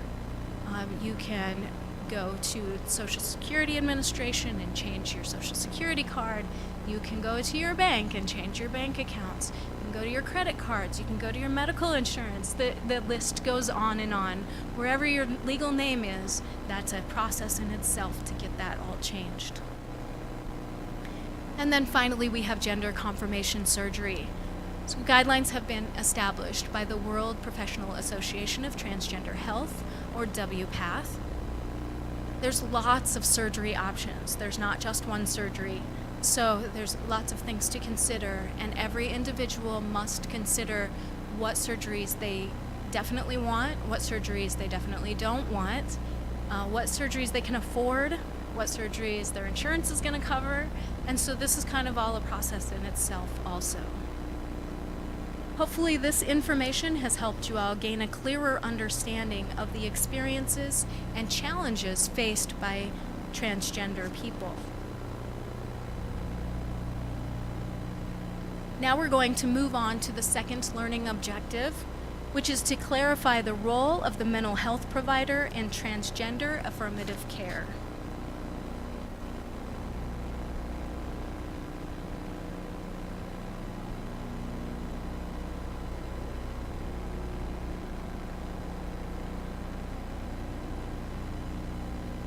And these comics that I'm using are comics written by a trans comic writer. First, we're going to talk about gender dysphoria. This comic is a really good example of what some people experience. Historically, as I said, transgender people began their medical transition by seeing a mental health provider. Mental health providers use the DSM-5, which is the Diagnostic and Statistical Manual of Mental Illness or Mental Disorders, to diagnose clients in order to inform treatment and bill insurance for services. The DSM-5 contains the diagnosis of gender dysphoria. To meet criteria for gender dysphoria, one must have a marked incongruence between their gender identity and the sex assigned at birth for at least 6 months. The problem with this diagnosis, even being in the DSM-5, is that it creates this stigma that being transgender is a mental illness, which it is not. It's a medical issue. In addition, requiring trans people to begin with a mental health provider in order to begin their medical transition essentially causes the mental health provider to act as a gatekeeper, deciding who is or who is not a psychologically fit candidate for medical treatment. So we're trying to stray away from that kind of treatment of care. On the other hand, gender dysphoria is real and it can be debilitating. Seeing a therapist to learn to manage the dysphoria can be highly beneficial. Some of the types of things that cause dysphoria are different body parts or even mirrors. So sometimes when a trans person is walking around doing life, they see themselves, they feel good and confident about themselves, going around, they have this visual image of who they are. And they happen to go past a mirror and catch a glimpse of themselves in the mirror and have to take a second look and realize that who they see in the mirror isn't who they are. And it can cause a great amount of dysphoria. So those are the things we can work with our clients to manage. On a side note, the World Health Organization provides the International Classification of Diseases, or the ICD, for medical practitioners around the world to uniformly code all medical and mental health diagnoses. The current ICD-10 uses the diagnosis of transsexualism. But the new ICD-11, which is coming out in May and will be fully implemented by the year 2022, is going to remove the diagnosis of transsexualism and replace it with a new diagnosis called gender incongruence. It's also going to be moved from the mental disorder section to a section called conditions related to sexual health. Hopefully this will help reduce stigma and increase insurance companies' compliance with covering medical treatments. The ICD-11 working group believes that it is now appropriate to abandon the psychopathological model of transgender people based on the 1940s model of sexual deviance and to move toward a model that is more reflective of current scientific evidence and best practice, more responsive to the needs, experiences, and human rights of this vulnerable population, and more supportive of the provisions of accessible and high-quality healthcare treatment. As I mentioned earlier, many transgender people begin their medical transition with a mental health provider. So those of us who are mental health providers here today need to be ready to provide competent care. First, let's talk about a treatment model that has been found to be ineffective and even abusive. Reparative or conversion therapy is promoted by many religious groups. Reparative or conversion therapy is founded on the belief that an individual can change their sexual orientation or gender identity either through prayer or through other religious efforts. The research on these efforts have proven them to be ineffective and oftentimes traumatically abusive. In 2007, a task force of the American Psychological Association undertook a thorough review of the existing research of the efficacy of conversion therapy. Their report noted that there was very little evidence-based research on conversion therapy, and that the result of scientifically valid research indicates that it is unlikely individuals will be able to reduce same-sex attractions or increase other sexual attractions through conversion therapy. Beyond studies focused solely on conversion therapy, broader research clearly demonstrates the significant harm that societal prejudice and family rejection has on LGBTQ people, especially youth. Furthermore, there is scientific anecdotal evidence of harm to LGBTQ people resulting from attempts to change their sexual orientation or gender identity. Based on this body of evidence, every major medical and mental health organization in the United States has issued a statement condemning the use of conversion therapy. In short, there's clear evidence that conversion therapy does not work, and pretty significant evidence that it is also quite harmful to LGBTQ people.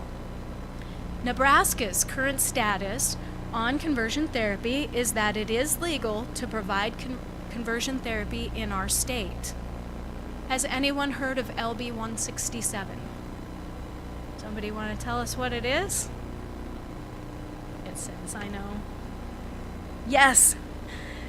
Legislative Bill 167, entitled Ban Conversion Therapy, was introduced by Megan Hunt in January of this year.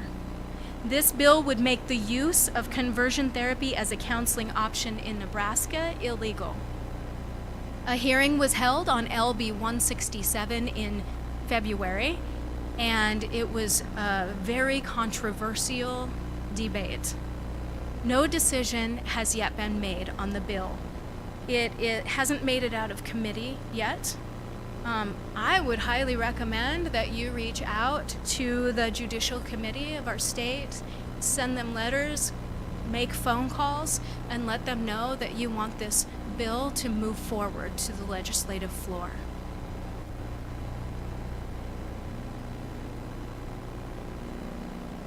There's ample evidence that societal prejudice causes significant medical, psychological, and other harms to the LGBTQ people. For example, research on this issue of family acceptance of LGBTQ youth conducted at San Francisco State University found that compared with LGBTQ young people who were not rejected or only slightly rejected by their parents and caregivers for being gay or transgender, highly rejected LGBTQ young people were 8 times as likely to have attempted suicide, 6 times as likely to report high levels of depression, 3 times as likely to use illegal drugs, and 3 times as likely to be at high risk for HIV and STDs. It's clear that conversion therapy, or rejecting a person for their gender identity or sexual orientation, is not beneficial to them or successful in changing how they identify. Mental health clinicians must provide quality, effective care to our clients. I'm a member in good standing of WPATH. WPATH is the World Professional Association of Transgender Health, and it promotes the highest standards of health care for transsexual, transgender, and gender nonconforming people through the development of their standards of care. The standards of care are based on the best available science and on an expert professional consensus. The overall goal of the standards of care is to provide clinical guidance for health professionals to assist transgender and gender nonconforming people with safe and effective pathways to achieving lasting personal comfort with their gendered selves in order to maximize their overall health, psychological well-being, and self-fulfillment. The standards of care include guidelines for providing primary medical care, gynecologic and urologic care, reproductive options, voice and communication training, mental health services, and hormone and surgical treatments. While this is primarily a document for healthcare professionals, the standards of care may also be used by individuals, families, and social institutions to understand how they can assist with promoting optimal health for members of this diverse population. You can find the standards of care online. The American Psychological Association has also created a list of guidelines for working with the LGBTQ population. The guidelines are intended to complement the treatment guidelines set forth by WPATH and includes an expectation that mental health clinicians will be affirmative and accepting of all gender identities. The guidelines include having competency in the following areas: a foundational knowledge and awareness of the LGBTQ experiences, an understanding of stigma, discrimination and barriers to care, competency in lifespan development, competency in assessment, therapy, and interventions, and an inclusive research, education, and training. And for all my fellow social workers out there, the National Association of Social Workers, or NASW, which is the largest social worker organization in the world, has developed a code of ethics that all social workers should follow. The Code of Ethics actually addresses non-discrimination of LGBTQ people throughout the document. In addition, NASW has a 5-page written policy on transgender and gender nonconforming issues. Essentially, it says that social workers should provide a non-judgmental and affirming attitude toward the gender diverse population, and provide maximum support and services to those whose gender departs from the expected norm.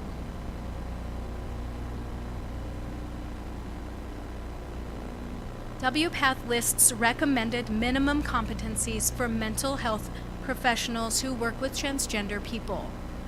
The first is having a master's degree in a clinical behavioral science field. The next is competency in using the DSM-5 and/or the ICD for diagnostic purposes. Next is the ability to recognize and diagnose coexisting mental health concerns and distinguish them from gender dysphoria. Next is documented supervised training and competency in psychotherapy or counseling. Being knowledgeable about gender nonconforming identities and expressions, and the assessment and treatment of gender dysphoria. And finally, obtaining continuing education in the assessment and treatment of gender identities and gender dysphoria. I would highly recommend that if you are working with trans clients that you get specific supervision from someone who has been doing this a lot longer than you with working with trans folks. I know I do supervision on a monthly basis with Arlene Lev, who's out of New York. She's written books, she's on the WPATH Board of Directors, and she's been working with trans people for over 30 years. She has a wealth of knowledge that I really appreciate being able to glean from. So let's talk a minute about trans-affirming clinical practice. According to a qualitative research study conducted with transgender people living in rural areas and published in Transgender Health in 2018, and according to the Planned Parenthood Manual on Transgender Healthcare, there are a few major things healthcare providers should be doing in order to be considered safe and affirming for the transgender population. So the first one is having affirmative or affirming front office staff.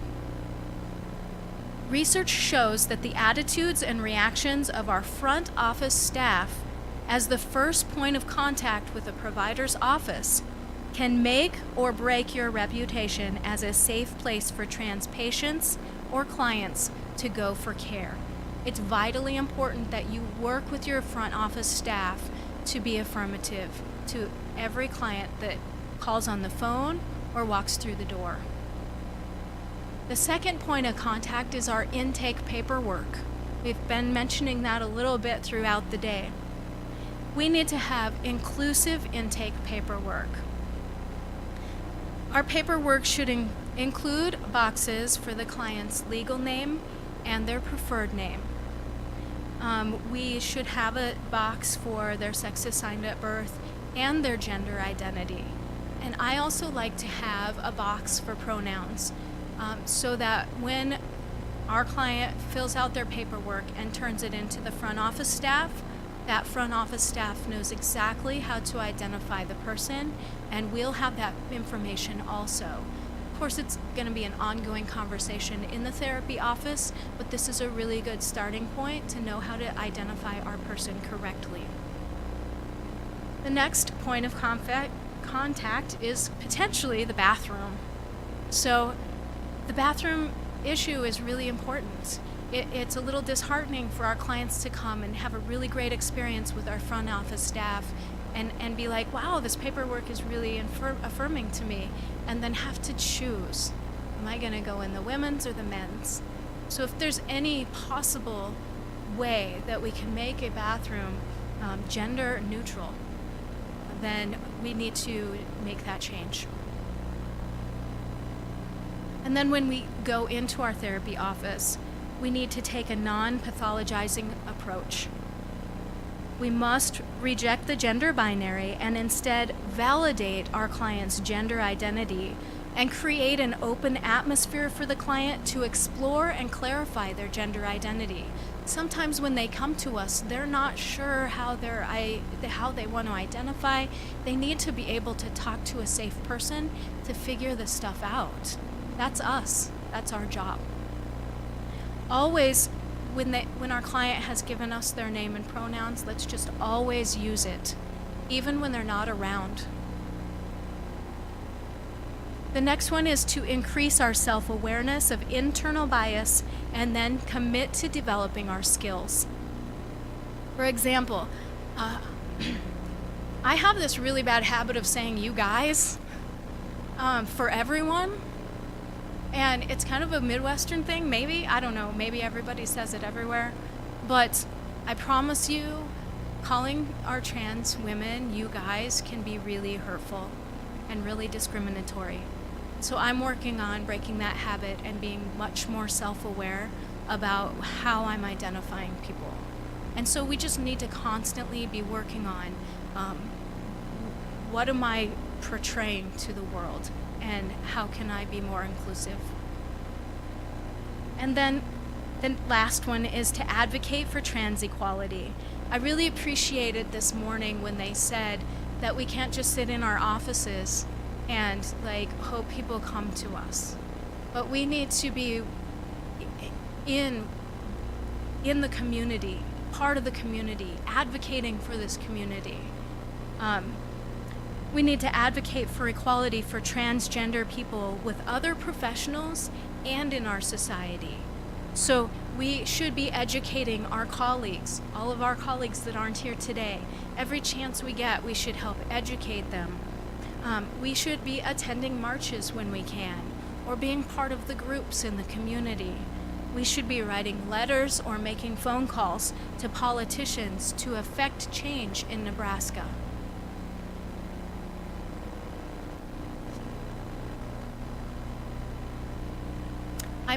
I must point out here that every trans client that comes into our office is not always there to work on gender stuff, right? So it's really important for us to collaboratively, I can't say words, to work together with our clients in order to figure out what their goals are and then to work towards those goals. So we understand that there's an intersectionality somewhere between whatever their goals are and them identifying as a transgender person. And so we can be mindful of that. But if they're not there about being transgender, then let's not make every therapy session about them being transgender. If they're there for trans issues, on the other hand, WPATH lists the following therapeutic tasks that clinicians working with trans clients should be willing and able to perform. So let's go through those. Again, the first one is being able to assess gender dysphoria. So we talk with our clients about how they experience gender dysphoria, kind of talk about how significantly it affects their lives and how we can manage that in their daily lives. The next is to be able to help the client process their gender identity and expression and work on the coming out process. So it's super scary to come out.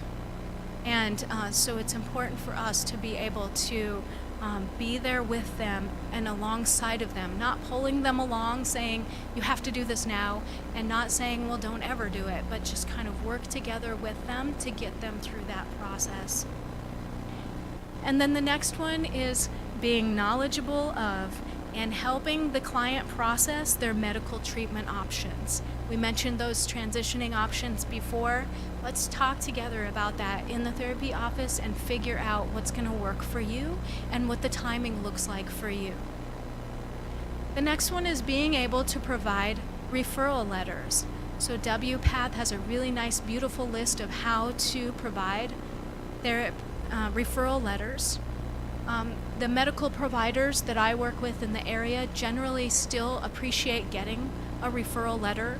They like the letter because it gives them a background history of the client's gender journey. It notifies them of the client's name and pronouns. And it can also list, like, if there's any other mental health issues that they need to be aware of, then we can kind of put that in there. That's what people in this area are appreciating.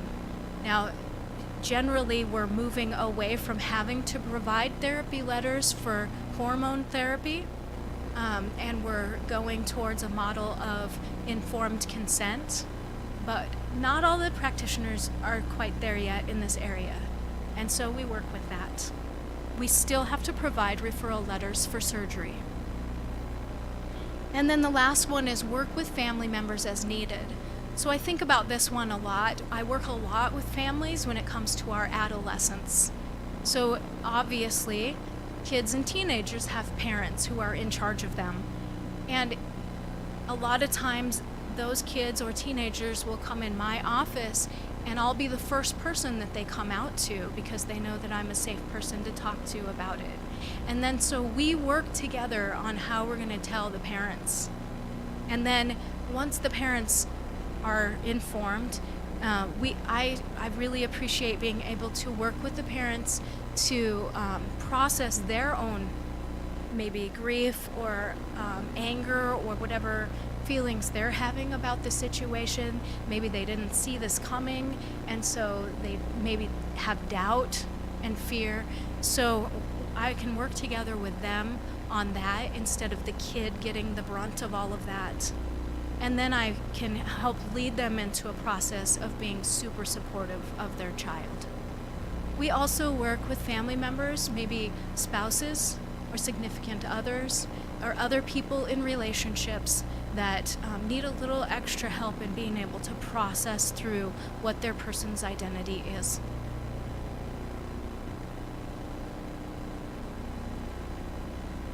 So far, we've covered the first two learning objectives: to gain a clear understanding of the experiences and challenges faced by transgender people, and to clarify the role of the mental health provider in transgender affirmative care. So now we're going to move on to the final learning objective, which is to increase knowledge of how to be a supportive ally of the transgender community.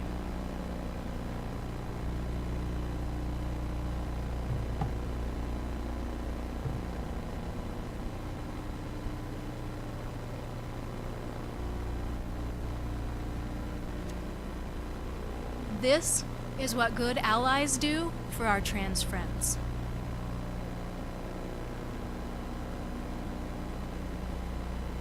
So how to be a good ally? Some of these we've touched on already, but it doesn't hurt to touch on them again. The first one is to be respectful and inclusive. We can't assume that we know anyone's gender identity or sexual orientation. In every setting, it's good practice to take the approach that there's probably a transgender person in the room, and so we should always be validating of gender identities in every situation. If you're open and accepting, you're open and accepting. It's not an issue. The next one is using a person's correct name and pronouns. We should always be using the name and pronouns that a person is using for themselves. If you're unsure of what a person's pronouns are, first we should just listen and see if they identify themselves or if someone else identifies them, and then go from there. If you must ask which pronoun a person uses, you can start with your own. You can say something like, "Hi, I'm Dawn and my pronouns are she and her. What about you?" Right? And then when they tell you, then just use that. It's pretty simple. If you accidentally use a person's wrong pronouns, I mean, we're human, we do these things.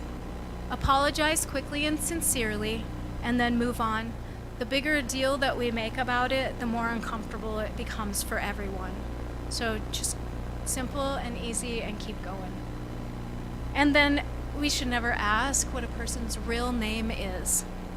So this is the same thing as asking what their dead name is, and it's highly triggering and hurtful. Knowing a person's dead name is not necessary or important, and it's actually none of our business. The next one is never out anyone. So we should never out a person without their express permission. This is not a thing that can be done and then apologized for later and moved on from. Matt Cayley's Transifesto lays it out clearly. If you see a person on the street that you know to be trans, it's a private matter and not appropriate to tell your friends that the person is trans. It's also not appropriate to mention anything that would out a trans person if you're with that person in a public setting. The act of outing a trans person means potentially endangering their job, their families, and their bodies. So even if you're sure that everybody's going to be okay with it, it's no big deal, just don't do that. It's not a mistake we can fix. So just make sure you check with your person to see how they want you to identify. Like I ask a lot of times my clients in the therapy office were trying out pronouns or trying out a name in the office, but they're not out in public. So we have to ask, like, okay, we're identifying this way here. What if I see you out on the street or in this other setting at a protest or rally or whatever we're doing? How do you want me to identify you there? So it's important to make those distinctions, talk about that in the office. And then the next one is understand that every person's transition is different. A transgender identity is not dependent on any medical procedures or how their gender is expressed outwardly. So we just must accept that if someone tells you that they're transgender, we just have to believe them and use their name and pronouns. Be an advocate and activist. We must challenge anti-transgender remarks and jokes in public spaces. We must support gender-neutral public restrooms. We must help make our workplace or group trans-inclusive. At meetings and in events, we should set an inclusive tone and refuse to accept transphobic comments. There have been some great ideas presented here today about how to increase trans inclusivity. And finally, know your limits and keep learning. The best way to be an ally is to listen with an open mind to transgender people themselves. Talk to the trans people in your community. Make friends with them. Get to know them. Find out about their lives. Being trans is only a part of a person. There's a whole rest of the person. So get to know the whole of them and see how fantastic these people really are. We can also check out books and films, watch YouTube videos, we can read trans blogs. Any of those things can help us understand the trans experience a little better. Don't be afraid to admit when you don't know something. It's better to admit that you don't know something than to make assumptions or say something that's incorrect or really hurtful. Then seek out appropriate resources that will help you learn more. So, I told you at the beginning that I started my private practice in 2014. And at that time, I reached out to the community. I sent a bunch of letters to all the medical providers in the area to try to identify some that would be trans affirmative and competent. And I wasn't really able to find anybody. And so we've been doing some work, and my trans friends have been sharing information with me about their experiences with medical providers. And so since 2014, we've been able to compile a list of resources in the area that are safe for our trans community to go to. So before that time, they were all driving to Omaha or Lincoln to get their medical and mental health care needs met. And that's, I mean, we talked about all the challenges for trans people and poverty and all of these things like play into that, making that a really difficult thing for them to do. So we've created this resource list of trans affirming providers that I give out to my clients, and I'm always looking to add to it. So I'm going to pass around a form, and if you know of any providers or businesses that are trans affirming, please add them to this list. I don't know what I did.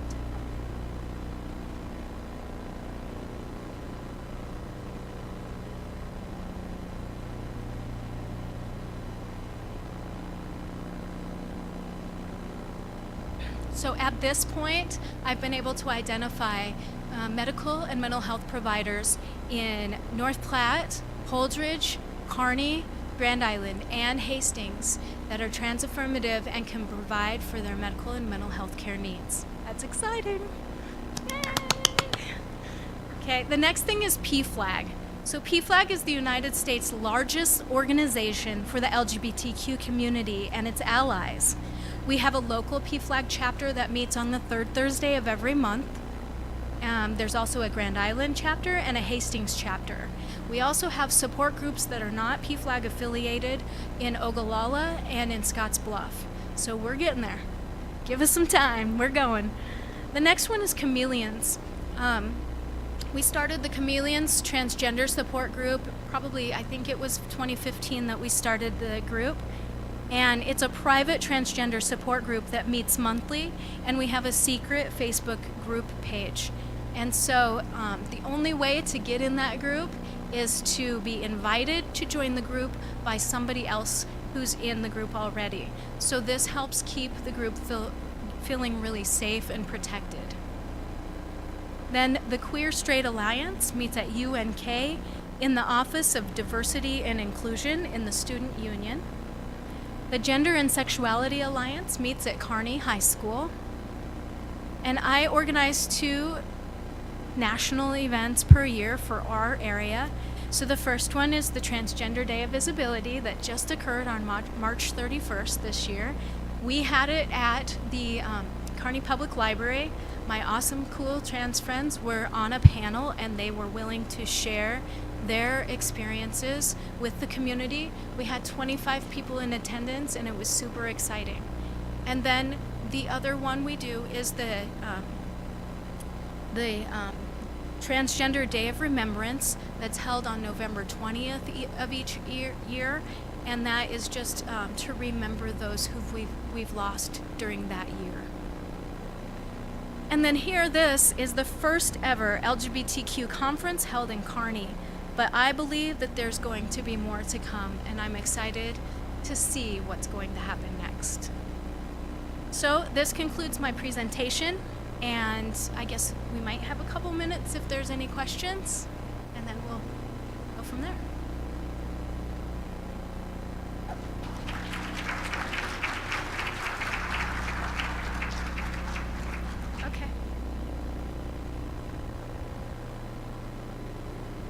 I will absolutely share that with anyone that wants it. I didn't bring a copy of it today, but I have a table out there that has the free buttons and stickers, and my business cards are out there. So if you want to email me, I will absolutely send you the list.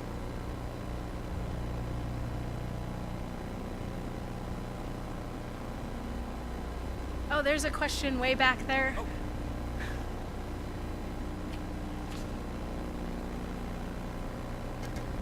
What would be a reason that you would not write the referral letter for surgery? I think there is surgery requires a level of stability. Surgery, both mental health wise and physical health wise.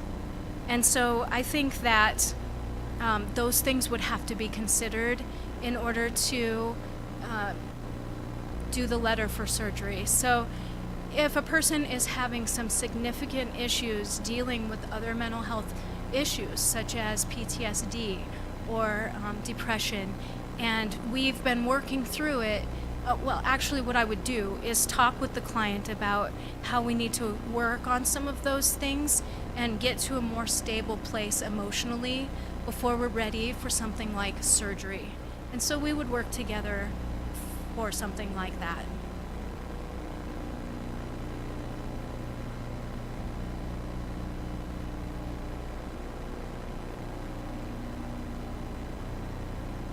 Run, Patrick, run.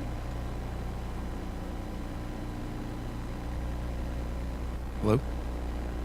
I was gonna ask, I run a few like youth groups with kids from like 6th through like 12th grade, and I was gonna ask, how do I keep my trans youth safe from middle school kids and their jokes and stuff? I guess, was that kind of, do you understand my question? Absolutely. Kids can be mean. Yeah, especially middle schoolers. They're horrible. I think it's education and training, creating an atmosphere that those kinds of things are not allowed or accepted. And so, obviously, we're not going to be like, "You're terrible, stop it." But we can stop them in their tracks and say, oh, "Okay, hang on, wait a minute." That can be really hurtful for some people. So let's talk about some language that can be more open and accepting. Here's why we don't make those jabby jokes, because you might think they're just jokes for fun or because everybody says stuff like that at school, but here's why that can be really hurtful for people. And so educating them on kind of creating a new social norm where that stuff is just not okay. Yeah, I would kind of head in that direction.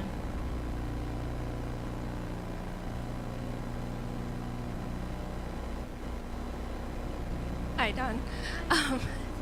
I have a comment. I don't have a question, but I wanted to, say that you've done something amazing for this community. And I remember when I first moved here, and I think it was really soon when you first got here, when we first met at that meeting at your office, and to look at where we're both at now, like, you've done amazing things here, and I'm so happy to see this, even out as far as Scottsbluff. That's fantastic.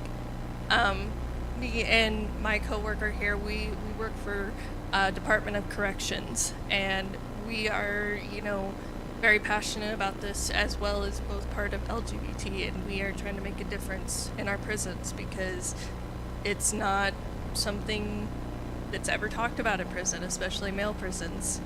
So it was a great slideshow, and I really appreciate all you've done.